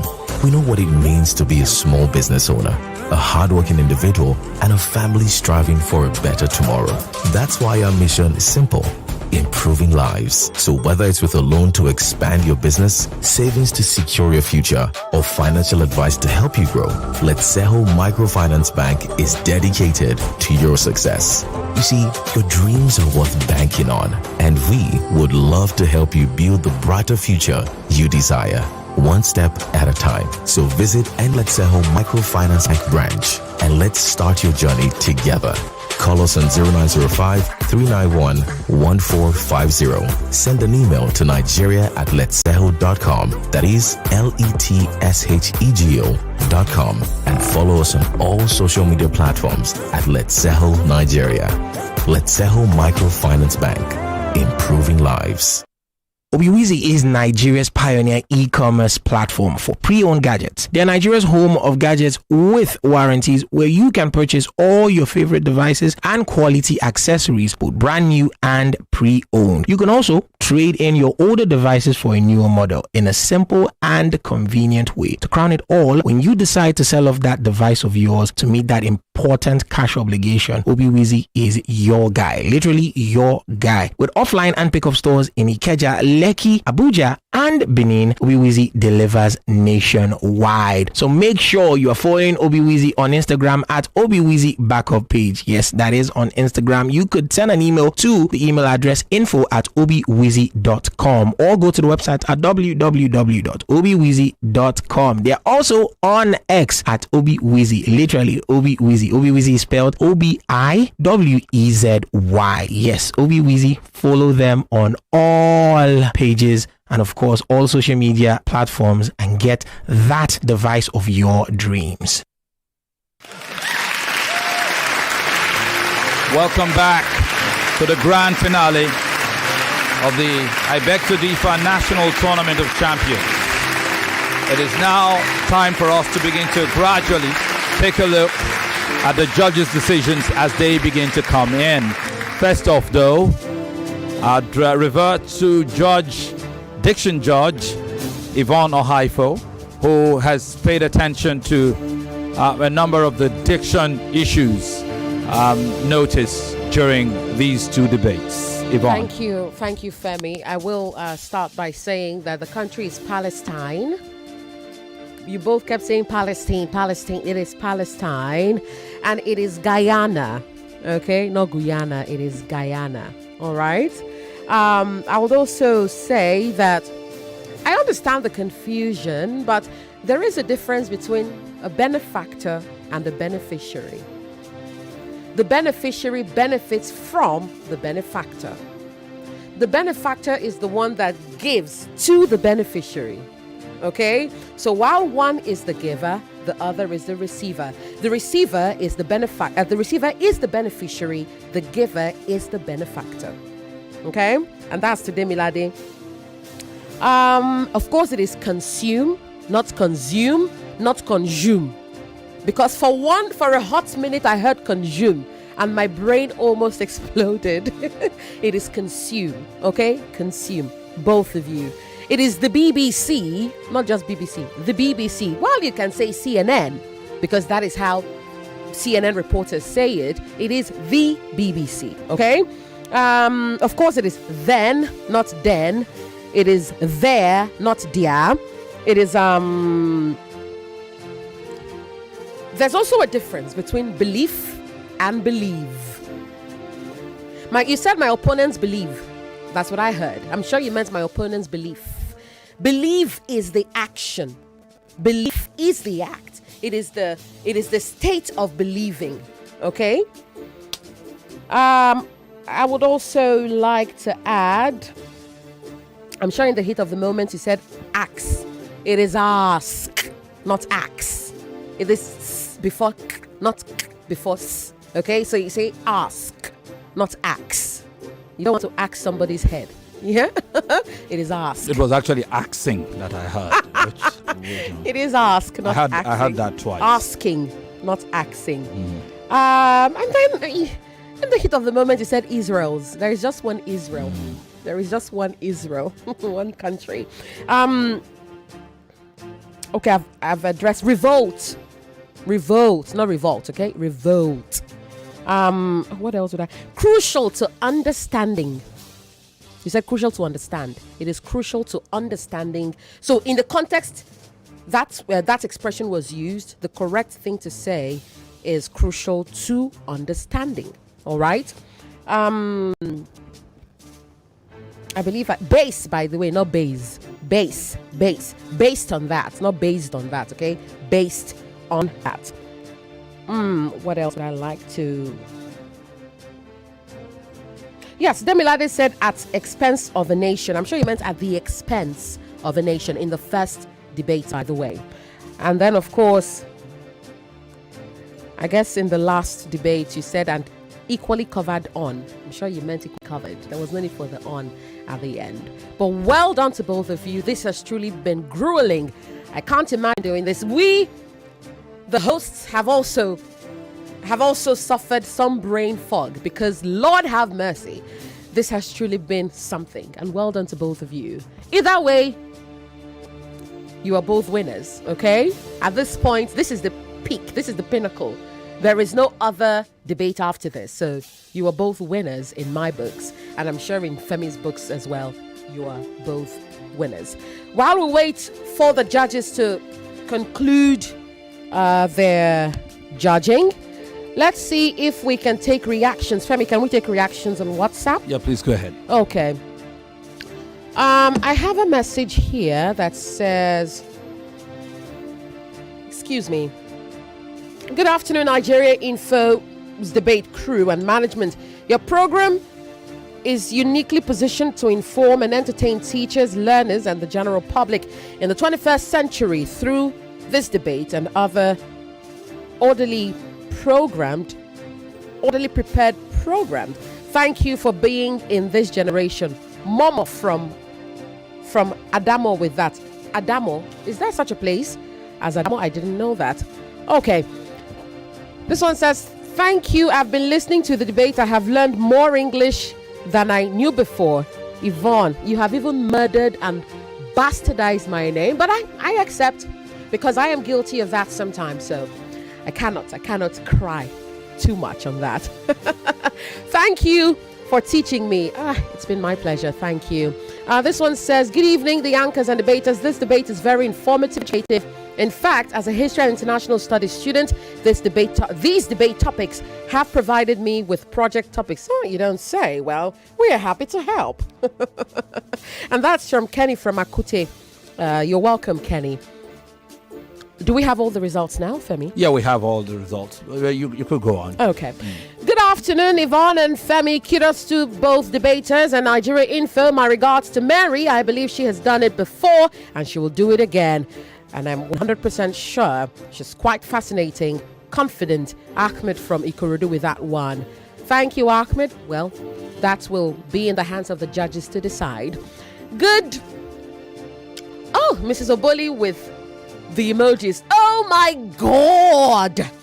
Don't want to be a judge at this point. Wishing the amazing and eloquent duo in the studio best of luck. Lots of love, Mrs. Oboli from Ikorodu with that message. This one says, what a wonderful debate. I was totally wowed. God bless the debaters and our dear lovely station and all supporters of the great event. Okay. I do not understand the latter part of your submission, Joseph Olufemi from Ebutemeta, but thank you all the same. Let me see here. Good evening, Femi and Yvonne. Thank you guys for all you do. This debate is in high tense for me. Okay. Thank God. Thank you, Mary and Demilade, for making me doubt my capabilities at your age. Mary and Demilade, it is not a Demilade, I beg your pardon. I'm sure because he keeps hearing me say Mary and Demilade, he assumes his name is Ademilade. Please, it is Demilade. Okay. But you go on to say, thank you for bringing the fire to the finale. Mary, it is my utmost desire you're crowned a champion because you have always exceeded my expectations. What a debate. Oh my God. Okay. Thank you, Emmanuel from Ketu with that one. Let me see here if we have another message. Ooh, the messages are pouring in. One of the easiest finals ever. The girl is the absolute winner. Are you sure? Remember, the judges haven't decided just yet. Oh, they have decided, but we haven't seen the judgment just yet. So hold on. Good afternoon, Nigeria Info, Debate Crew and Management. I believe I have read your message before. Why are you sending it again? Let me read other messages, please. Good evening, Femi and Yvonne. This was a superlative debate from these young minds. I'm proud of them. I am so ecstatic for their parents and teachers. They both did well. Let the best person win. Congratulations to them. Edozie Din Naji with that message. Let's see what we have here. Good evening, Femi and Yvonne. Well done. My name is Bumi. I noticed Mary was using pronouns after nouns. I think that's not correct. For example, Femi is a journalist instead of Femi is a journalist. Thank you. Okay, thank you for noting that. Let me see here. Good evening. I'm Emeka from Ago Palace. I want to say well done to you guys. I give it to Mary. She's really proven to be the best in the competition. Well, the judges will let us know. I'm a pretty afternoon, Chief Moderator. I will appeal on the part of each debater. Let us know the number of infractions. Look, that will be sent to the judges, okay? That will be sent to the computing system and not to the judges. You don't need that information. You will hear the total at the end of the day. I do not know why you want to know the number. Please rest. Good evening, my distinguished hosts of I Beg to Differ. Honestly, both debaters are very good. The duo are indeed exceptional, but one must win. I give it to Mary. Congratulations to both of them. Well, Femi, at this point, I think we should look at the results. No doubt. Okay. So into the results we now go.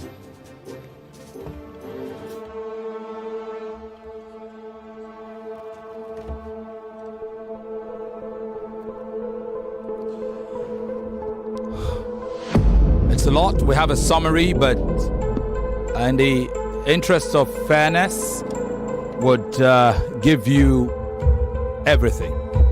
Let me see if I can go through the first debates. A break looms.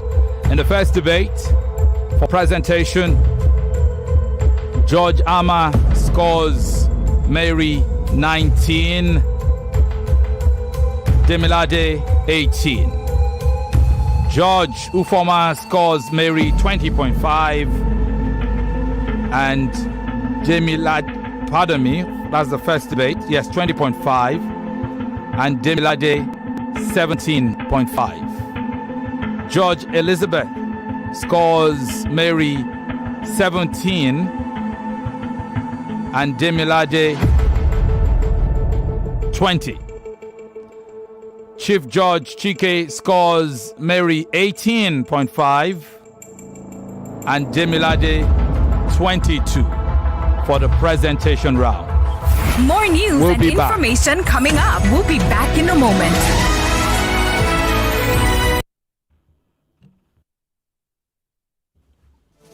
All right, we will continue. Pardon the interruption. Where did I stop? Presentation rounds. And that's a total for the presentation rounds of 75 to Mary.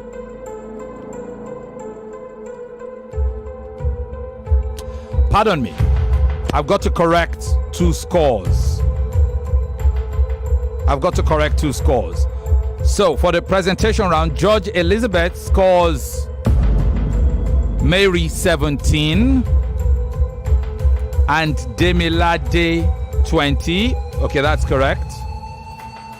Judge Chike scores Mary 18.5 and Demilade 19.5, not 22, 19.5. Total for the presentation round is 75 to Mary and 75 to Demilade.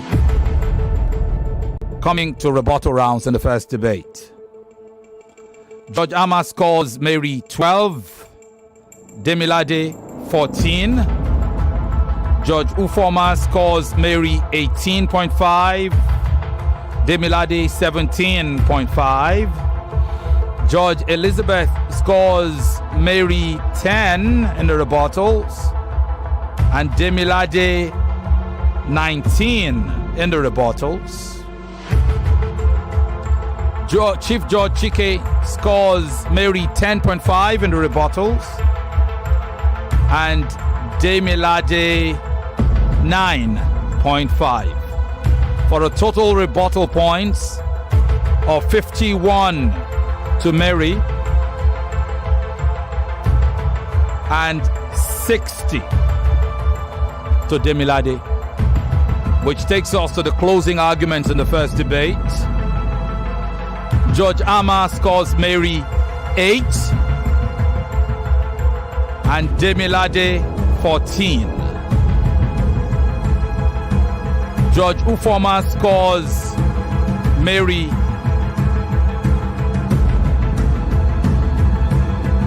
ignore what I just said, everything I just said for the closing round. So let me do the closing round again. So closing round, debate number 1. Pardon me, there's a lot of computing here, so I have to be absolutely spot on. So for the closing argument, Judge Ama actually scores Mary 20.5. Closing round. It's your style, that's 8. So 20.5 in the closing round. Demilade 14 in the closing round. Judge Ufoma scores Mary 22 in the closing round. Demilade 15. Judge Elizabeth scores Mary 15 in the closing rounds and scores Demilade 15. Chief Judge Chike scores Mary 19 in the closing rounds and Demilade 15. For style, so the total, before we go to style, is 32 points for the closing rounds, 32.5 to Mary, 76.5 to Mary. Demilade 59 closing points, which takes us to style. In that first debate, Judge Ama scores Mary 8, Demilade 9. Judge Ufoma scores Mary 8, Demilade 9. Judge Elizabeth scores Mary 8, Demilade 8. Chief Judge Chike scores Mary 8.5 and Demilade 8.5. Total for style is 33 to Mary, and 34.5 to Demilade. We'll take a break. That is up, seasoning. It's my something. From master, 2 times cleaning power. It's my something. Little cars along the way.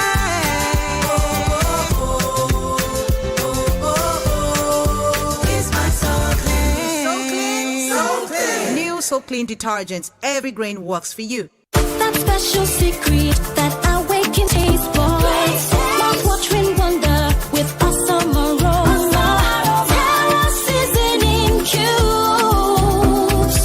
Terra seasoning cube turns your meals into a masterpiece. Unwrap joy, unleash taste. Hey, come cook with Terra cubes. Come cook with Terra. Hold up. Everyone wanted in on all the exclusive footage and gist on BB Niger. We got you. The buzz is back. Back to following all the gossip, breakups, breakdowns. Back to giving us spicy banter, bigger secrets, and inside scoops from the BB Niger house. Follow me. Tokemaki.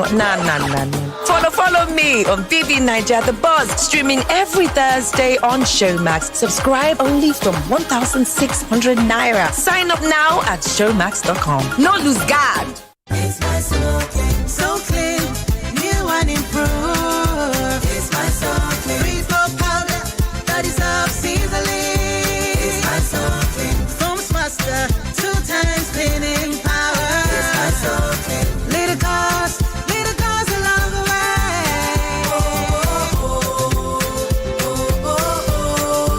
It's my so clean. New So Clean detergents. Every grain works for you. In Nigeria, the weather can change in an instant, just like life itself. Even when you are caught in a heavy downpour or harmattan has left your skin dry, there's one thing that never changes: the restoring power of Vaseline Petroleum Jelly. Because we all know when harmattan strikes, if you are not protecting your skin, it cracks. So do your lips, and no one wants that. So, use Vaseline Petroleum Jelly to keep your skin healthy, smooth, moisturized, and protected all day long, so you can embrace every season with confidence. Price of market for the country won't carry person go where not know. That will not be true, talk. Because Samsung Blue Tag sale don't show with Obong offers will make sense. Well, waka enter any approved Samsung store, buy a Galaxy Fold 6 or trade in your old Samsung device them, and you go collect free double door refrigerator. We carry 20 years warranty plus digital inverter. We get voltage control plus correct cooling. We dey circulate well for maximum freshness. Discounts for Samsung Galaxy A55, A15, and A05 series. E reach 70k. We dey come out for the phones. Promo go start from August 19th till stock finish. Terms and conditions dey. It's my so clean, new and improved. It's my so clean, refill powder that is up seasoning. It's my so clean, foam's master, 2 times cleaning power. It's my so clean, little cars along the way.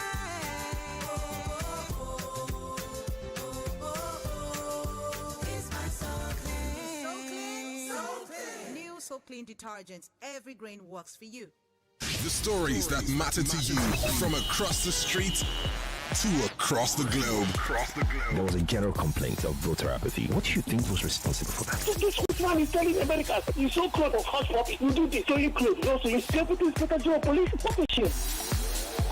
99.3 Nigeria Info.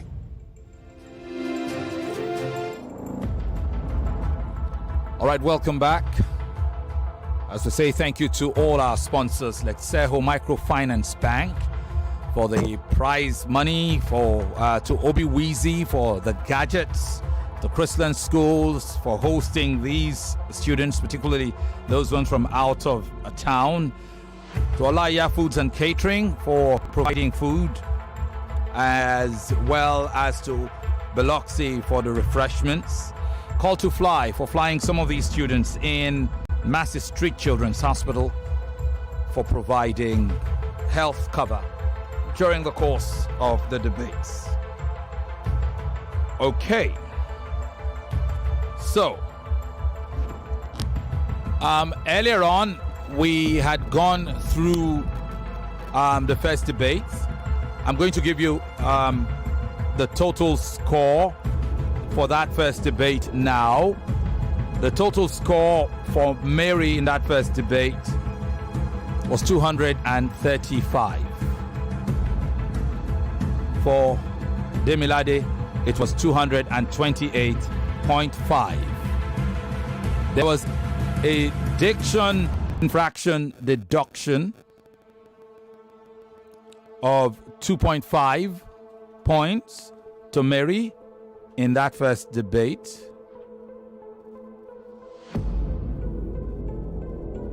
And 1.5 to Demilade. So bringing the total score of that first debate to 232.5 to Mary and 227 for Demilade. So having said that, we will go into the next. So to keep it simple, what I will do is I will tell you your score, and you can record your score as you go for the second debate, and then I will switch to the other person's score. All right? In the second debate, Mary.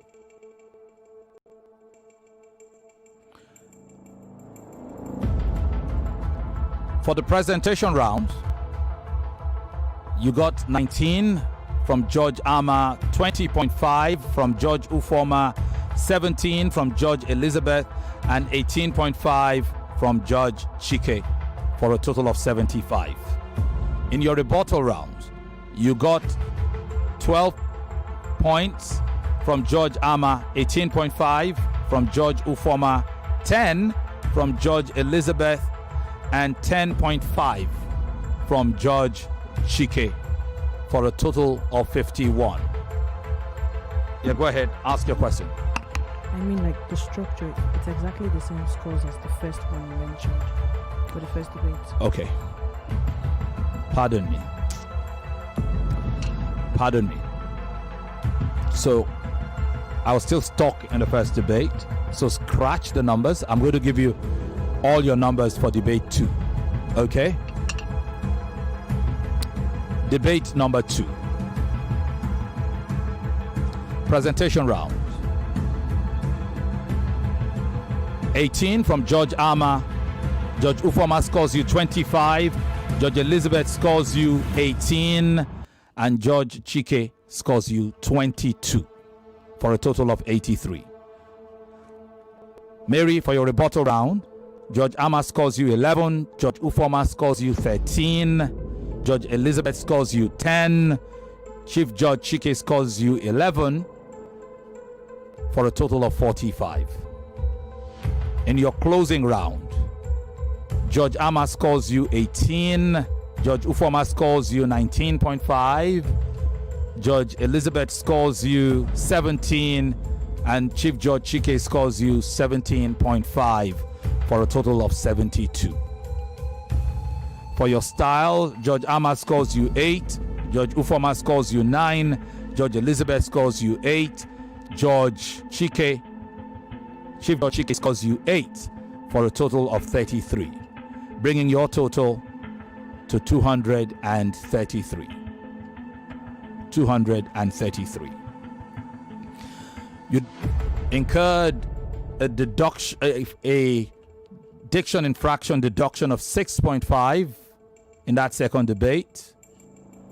And so when I come back, I will tell you your final score. Going to Demilade in the second debate, debate number 2. Presentation round, Judge Ama gave you 11. Judge Ufoma gave you 13. Judge Elizabeth gave you 14. Chief Judge Chike gave you 13 for a total of 51.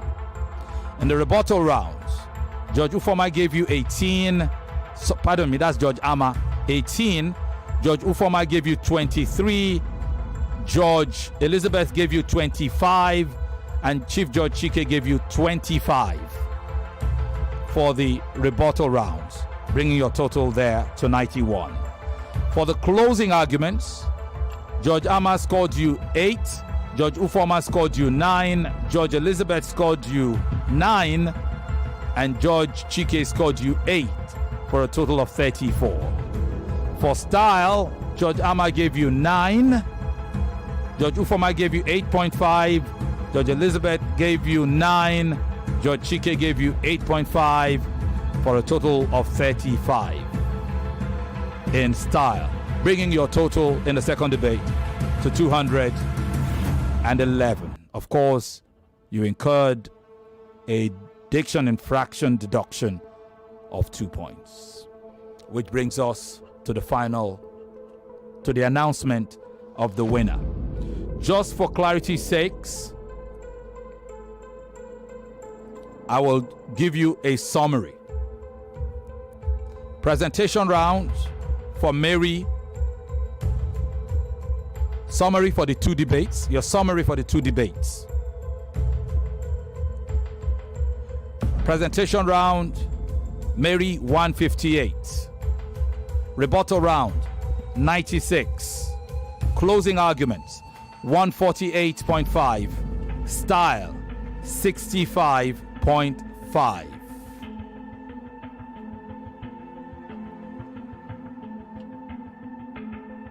Total is 468. Demilade. Total for the 2 debates. Presentation 126. Rebuttal 151. Closing 93. For style 69.5. Total 439.5. Diction infractions total after deductions for both of you. This will be the final score. For the winner, by 459 points to 436 after all the deductions.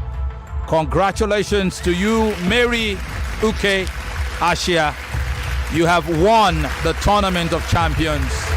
You may not be the Prince of Peace, but you are the champion of champions. Congratulations. Thank you.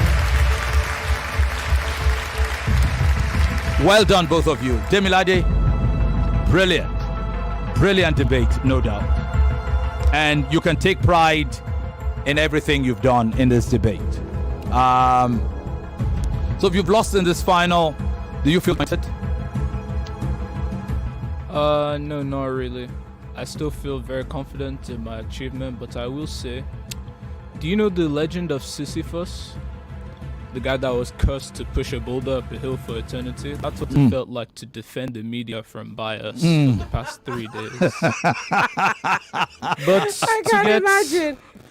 To get more than 200 points on that, I feel very accomplished of myself. Yeah. As you should. I totally. I felt bad for you. I feel you, and I feel for you.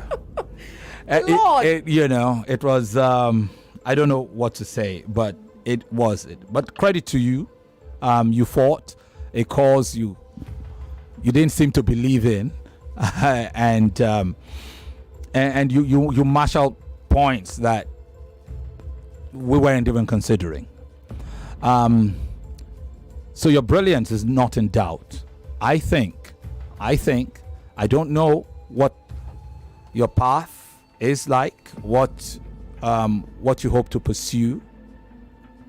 I feel sorry for those, if you ever got into politics, those who will get into a debate with you. I really do feel sorry for them.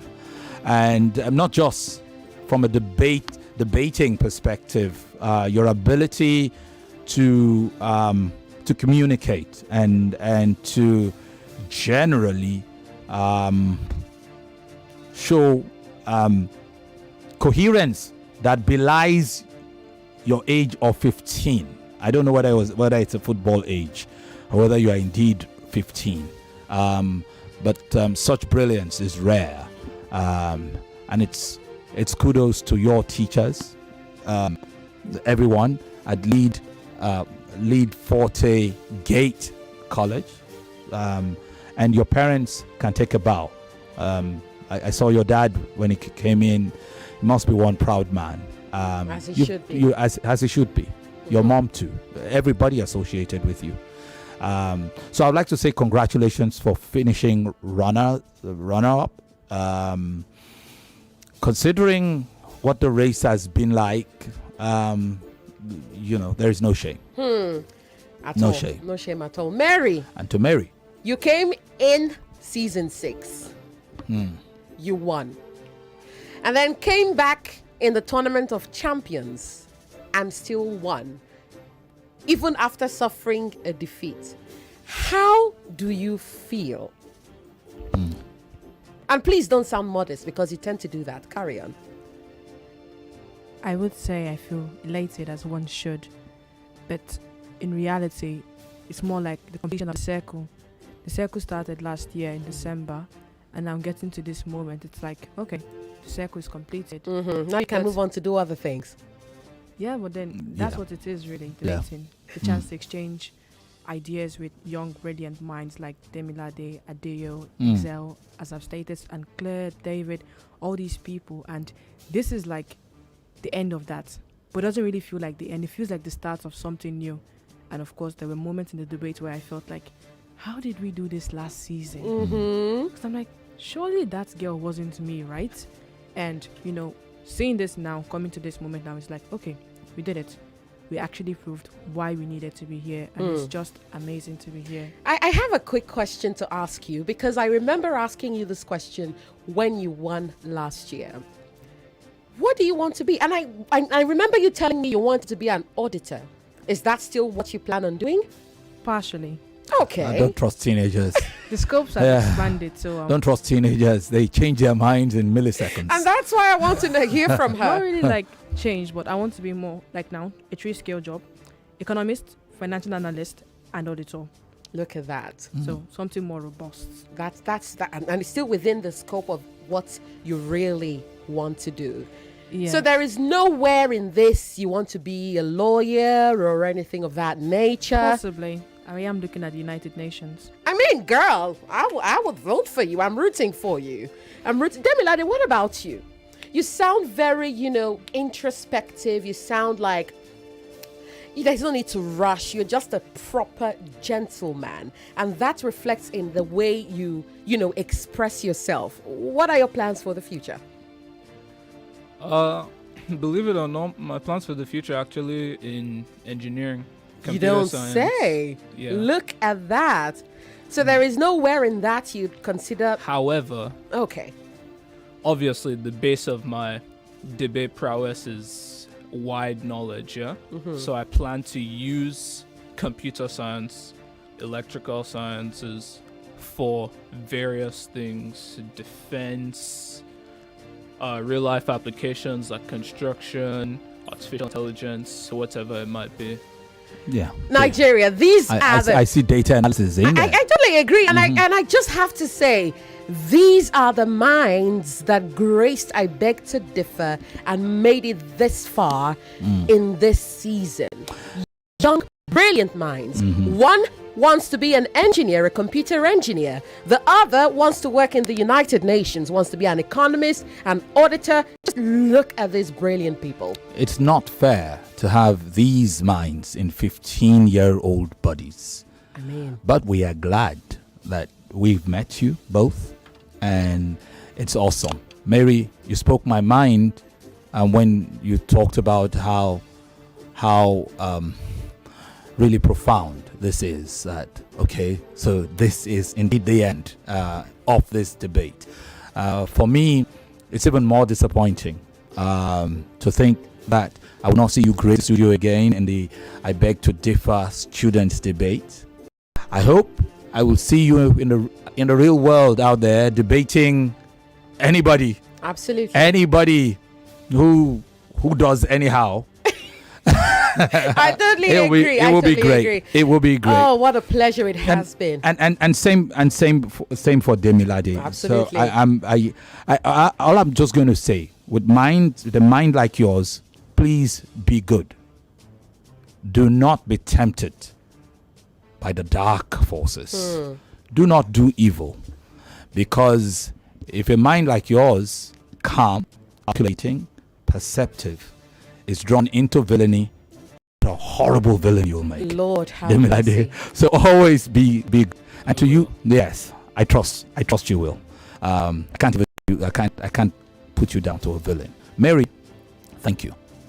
Congratulations. Yes, and while Femi said to Demilade be good, I would say stay away from boys. They will derail you. Oh, to Mary? Mary, yes. So what am I supposed to do? Tell Demilade to stay away from girls? I do not know. You gave him some pep talk. I might as well give Mary mine. Okay. Mary, you're a brilliant that mind. coming. Stay away from boys. They will distract you. Okay, well, maybe after accomplishing all that you set out to accomplish. Just maybe around just when that I was time. thinking. Okay, because not only are you a smart young lady, you're also a beautiful young lady. You're going into the world. You're going to express yourself. You're going to meet all kinds of people. So stay focused. That is what I mean to say. And to you, Demilade, stay away from girls. Okay, at least not until you are old enough and mature enough. Focus on your education. And I dare to tap the table the way you did the last time. Absolutely. I am just so proud of both of you, and it has been my greatest pleasure having you here. And while I have enjoyed seeing both of you here, I do not want to see you here again in the next season. So goodbye and good luck in the real world. So it's an opportunity to say thank you to everybody who's made this work. Thank you to our sponsors. Thank you to Letseho Microfinance Bank, our sponsor. You'll be getting your checks made possible by Letseho Microfinance Bank. Absolutely. We really do appreciate them. And I see the team bringing in some of the gadgetry, courtesy of Obi Weezy, long-term partner and friend. Long may that partnership and friendship continue, even in these harsh economic realities that we face. Thank you for all the gadgets, the smartwatches, the headphones,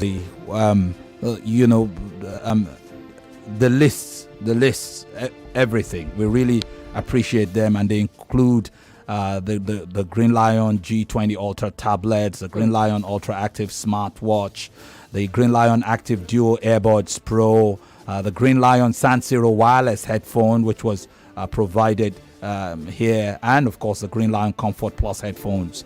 Everybody who's participated has taken something, and of course you can understand that the champions will take a little extra. Yes. Should we take a few reactions, perhaps? We have to. And just before we do, also thank you to you, Chrisland Schools. You've been awesome. Absolutely. Thank you for providing shelter for our kids from out of town. We appreciate you. We appreciate what you continue to do.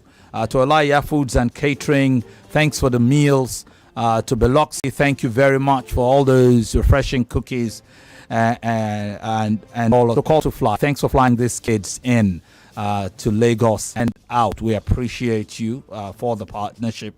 To Massey Street Children's Hospital, thank you for standing by just in case of an emergency. Thankfully,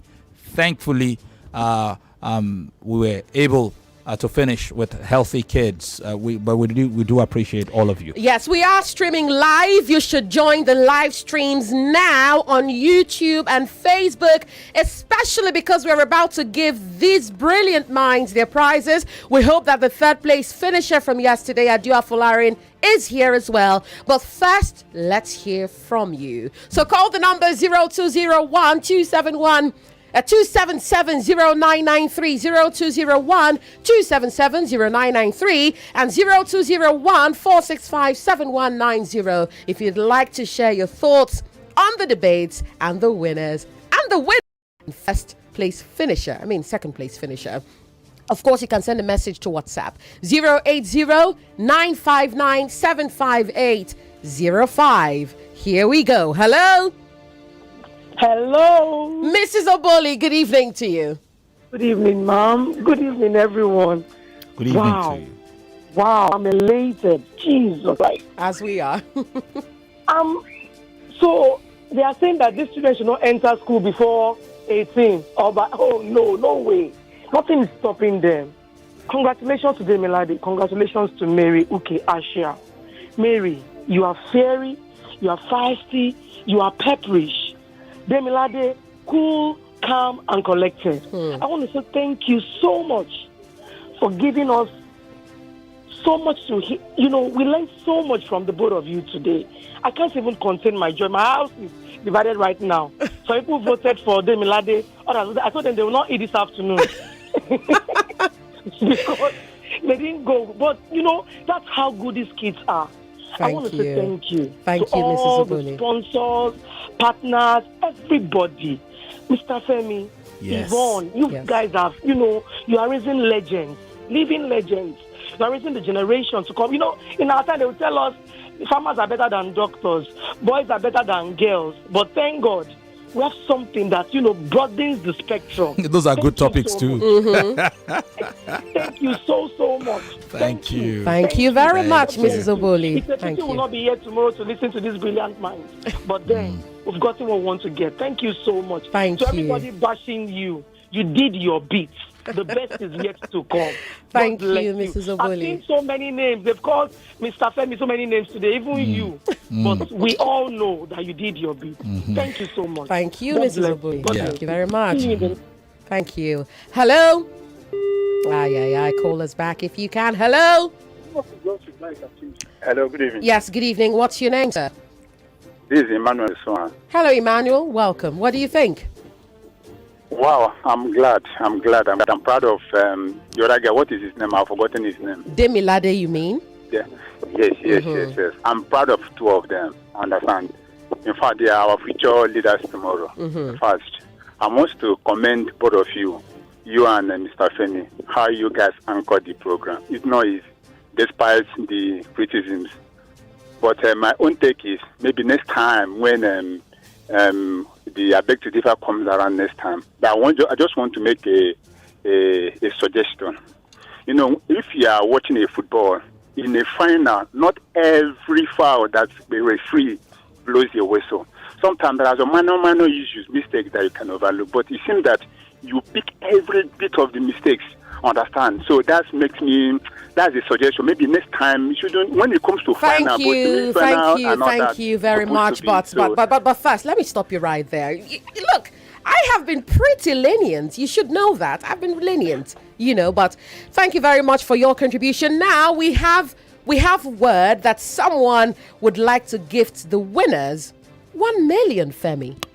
Now, if you'd like to do that and you want to reach us, well then send a message to WhatsApp right now, 080-959-75805, 080-959-75805.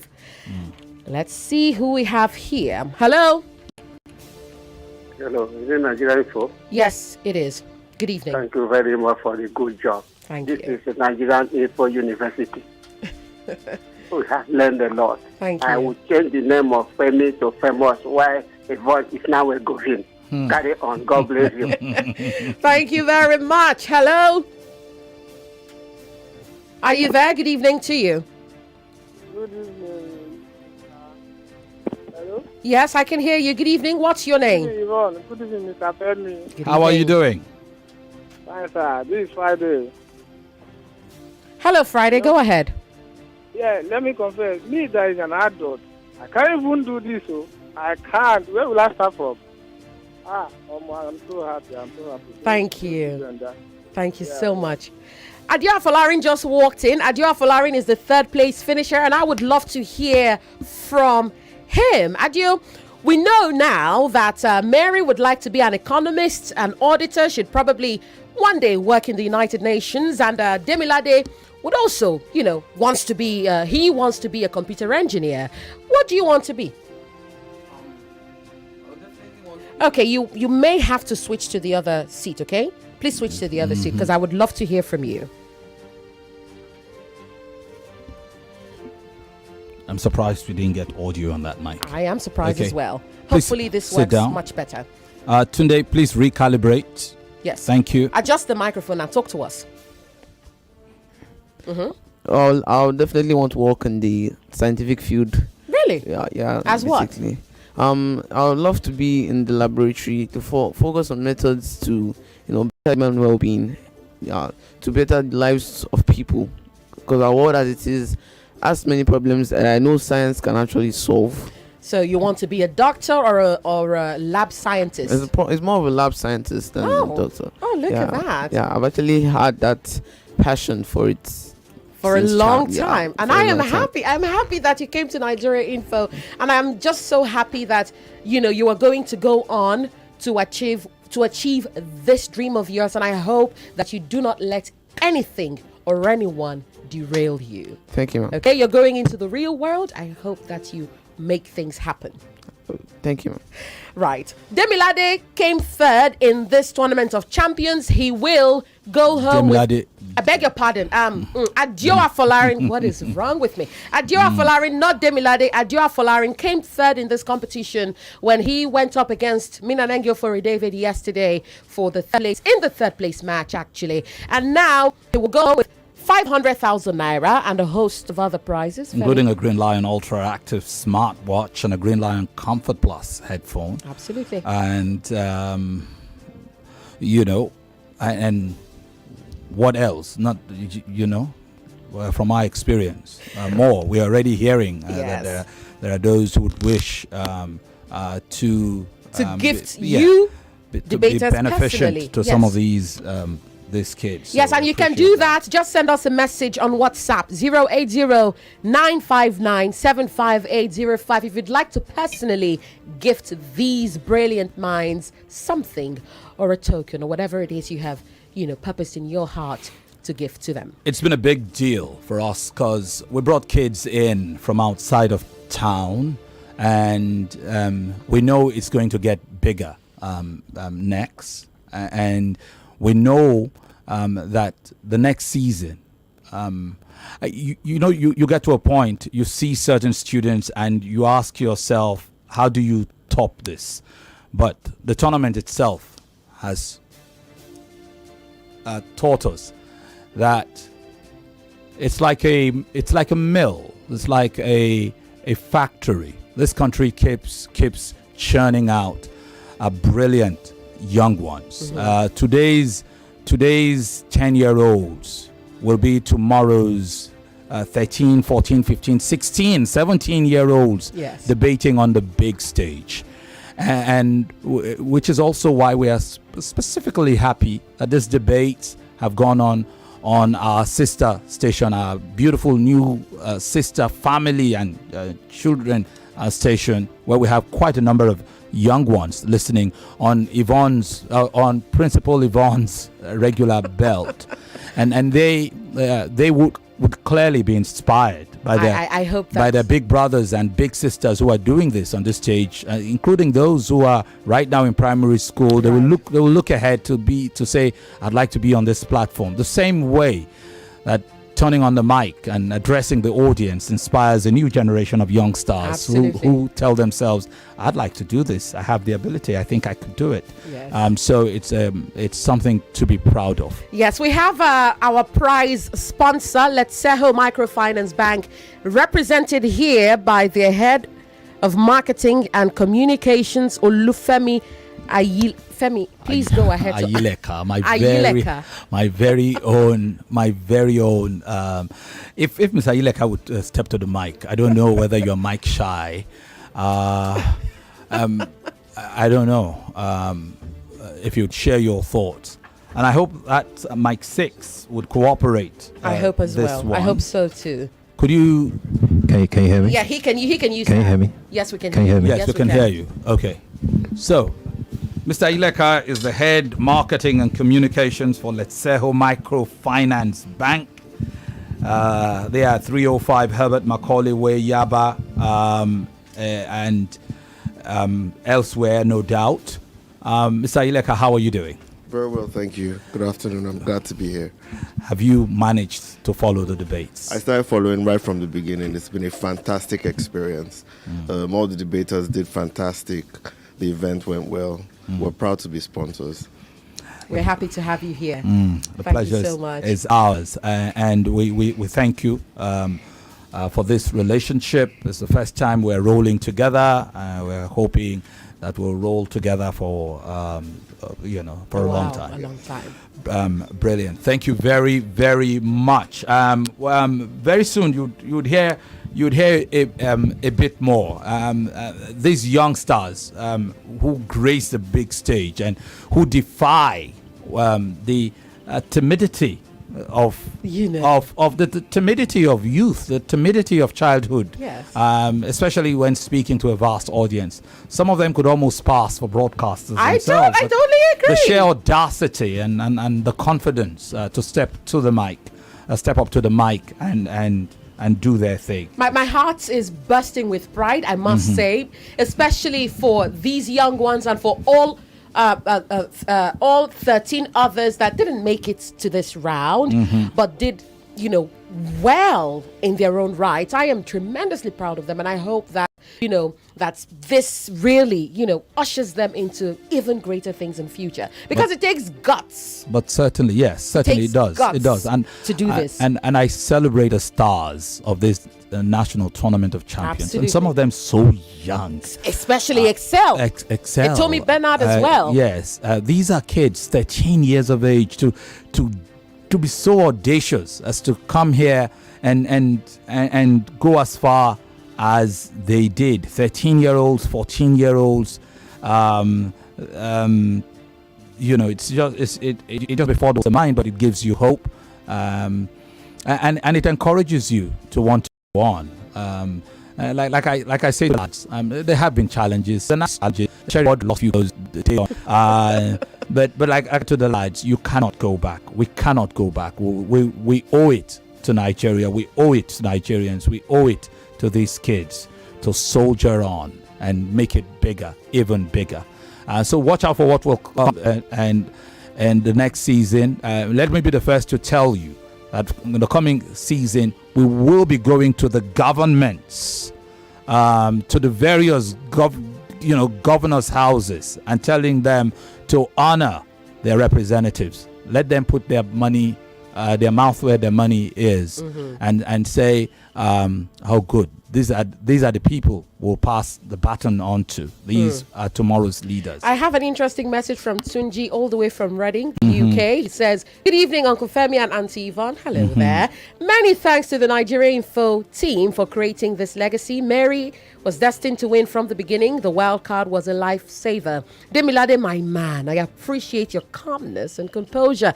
Folarin is one of my favorites, and I am super proud of him taking the third position. I won't be surprised to read love stories in future from some of your participants. Many thanks to the anchors for being professional. Thank you so much, Tunji. At this point, we should, do the hand over ceremony. Yes. Okay. Presentation so of, time for the presentation, so you can catch on for our radio audiences. We might require some measure of commentary, so we don't leave. Yes, and Sheriff will do. Sheriff will do that. Sheriff will be our commentator. If you're watching us live, official match commentator. Absolutely. If you're watching us live, as you should, by the way, you will see everything taking place at the moment. Can you hear me? Yes, we can hear you. Can you hear me? Okay, yes, good. we can. So that now I know why Mike 6 was That's muted. Right. That's right. It had transited. That's right. So wherever you are listening to the radio, you're welcome to the finale of I Beg to Differ debate competition. This is a final of the competition where we present the cash prizes to the winner. We've got the representative of Let's Hell prize money sponsors on the show this evening, and right after the other we'll be going ahead with the presentation. Please let's all proceed to the screen behind you there. We will start with Adio Afolari. Mr. Femi, please move over there so you can take a picture. Do be reminded that you can watch live on Facebook and on YouTube. Nigeria Info 99.3 is how you can watch on Facebook and on YouTube. That's Nigeria Info 99.3. Adio Afolari is standing just right at the right place to present it. His cash prize of 500,000 naira for being the third place finalist in the I Beg to Debate competition. And the picture, the paparazzi from Germany, from Spain, from Australia, they are here already. So here we go. Congratulations to Adio Afolari, who fought very, very brilliantly, gave it all his best. And now he's the third place finalist in the Nationals. This is no small feat at all, by no means. All across the country, they are listening from Abuja, they are listening in Port Harcourt, they are listening in Niger, they are listening in wherever, across the world as a matter of fact. It doesn't matter where you are. It's your turn now. Oluwalade Demilade's turn. The first runner-up. Here we go. 1 million naira in cash prize, courtesy Letseho Microfinance Bank, our cash prize sponsors. Many thanks to Letseho, by the way. They've been very, very good to us. Thank you, Letseho. Congratulations, Oluwalade Demilade, for being the runner-up, the first runner-up of the Nationals I Beg to Differ Secondary School Debates competition. Here we go to the champion of champions 2024, Mary Uke Ashia. Are you watching online? If you're not watching, you're missing. Let's give it up to the champion of champions 2024. I Beg to Differ Secondary School Debates Tournament, our champion of champions, Mary Uke Ashia. We are proud of you. Your school is proud of you. Your co-contestants are proud of you. Everybody watching online, they're proud of you. Cool hug from Principal Vaughn, Coach Vaughn, Judge Vaughn, Host Vaughn. Congratulations, Mary Uke Ashia. Congratulations to you. Well done, well done. Many thanks to our sponsors, Letseho Microfinance Bank. Many thanks to Obi Weezy, our lifelong partner. Femi, thank you so much. I know you're in the UK. We thank you so much for being a part of I Beg to Differ from the beginning. Right, please take your seat. Shall we go? Oh yeah, stand up for the champion. Many thanks to Olaya Food and Catering Services. They've been there for us as well. All our sponsors, Massey Street Children's Hospital, we appreciate you as well. We appreciate you big time. That's right. Over to you, studio. There's a Femi. Thank you, Femi. There's a Femi in everything that's good. Femi Ayileka, you know, great guy. Letseho Microfinance Bank, head marketing and commerce. And I'm reminded that Obi Weezy, there's a Femi, you know, that one, I don't want to go into that, but thank you very much. I would join Sheriff to say thank you to my two Femi friends, my two new best friends called Femi. Oh, Femi, you should see them. We have an avalanche of messages here. Let's see how many of them. Lord we can have manage to mercy. take. Oh, this one says, all of them, God will bless them. And for Mary, my spirit told me she was a powerful person. Don't underrate women. Women will be presidents of Nigeria one day. Example, Mary. I thank you, sister. This is a message from, I believe I have read this one from Tunji all the way from Reading. This one says, greetings to you, Nigeria Info. I hail thee for putting these noble debates together. The debaters are a manifestation of brilliance. Our youths can now see that life is not about yahoo and indecency. Education pays. This is from Emmy Fiera. I beg your pardon. I'm just going to say Emmy and then say where you're from. This message is from Port Harcourt. Thank you so much. Let's take a few calls now. Hello, good evening to you. What's your name? My name is Praise. Hello, Praise. How are you? I'm fine. Praise, your voice sounds familiar. Praise, do you have any? Go ahead. My favorite debater is Mary Ashia. Obviously, you're calling from Kids FM, aren't you, Praise? No. Yes, I always listen from Nigeria Info. Okay, wow. This is the first time I've heard you. Well, I'm happy to have you here. How old are you, Praise? 12. You are 12. So maybe when you clock 13, perhaps you should consider entering the competition if you believe you can do it. Oh, honey, I cannot hear you anymore.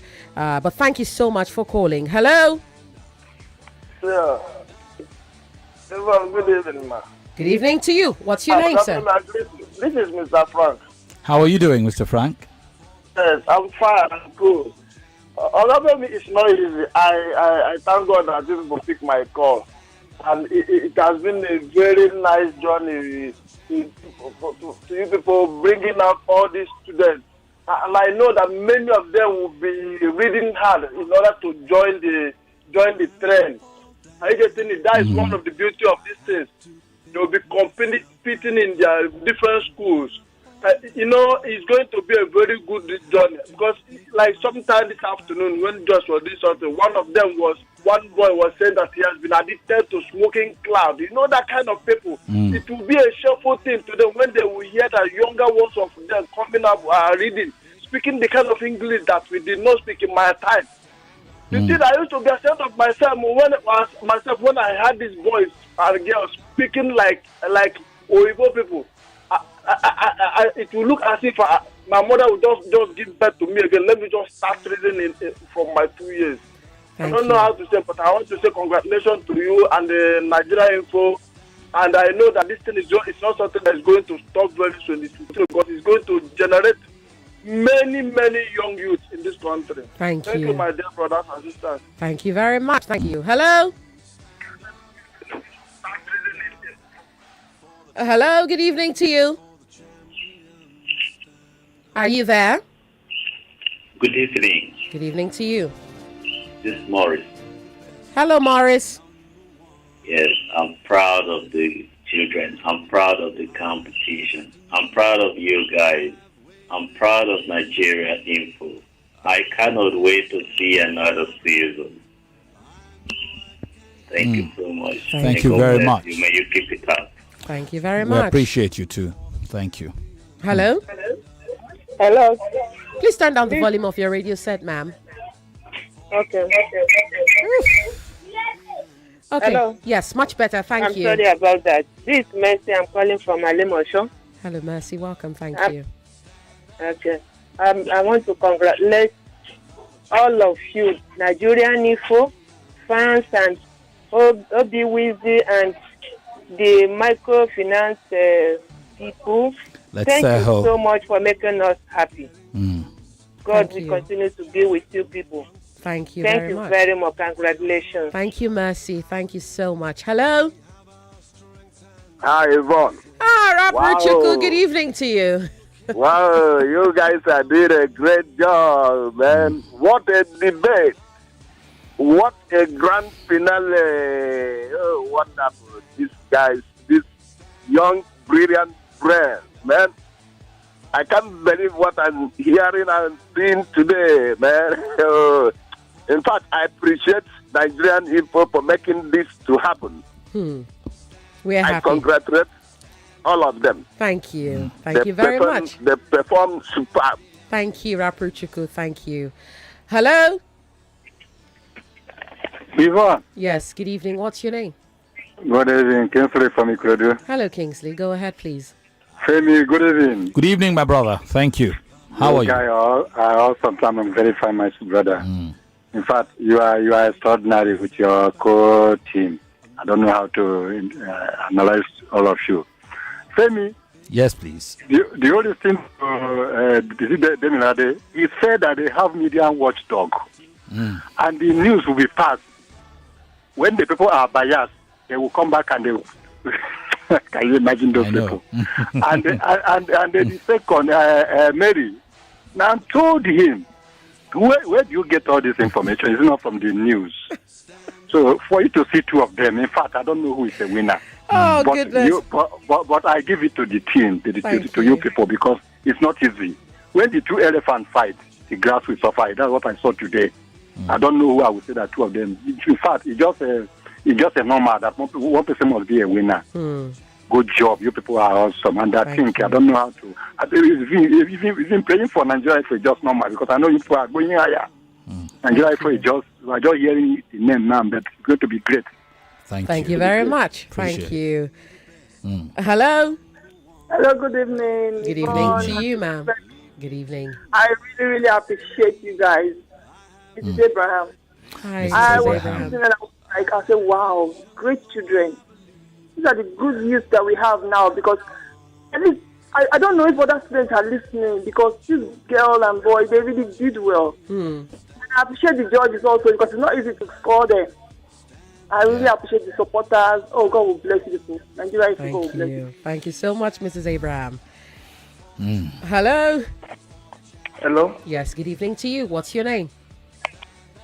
Oluwalade calling from Ikorodu. Hi, Olawale. Go ahead, please. Good evening, Mr. Femi. Hi, good evening to you. Are you there? Are you there? I doubt that he's still there. Oh, dear. Hello? Are you there? Good evening. What's your name? Hello, good evening.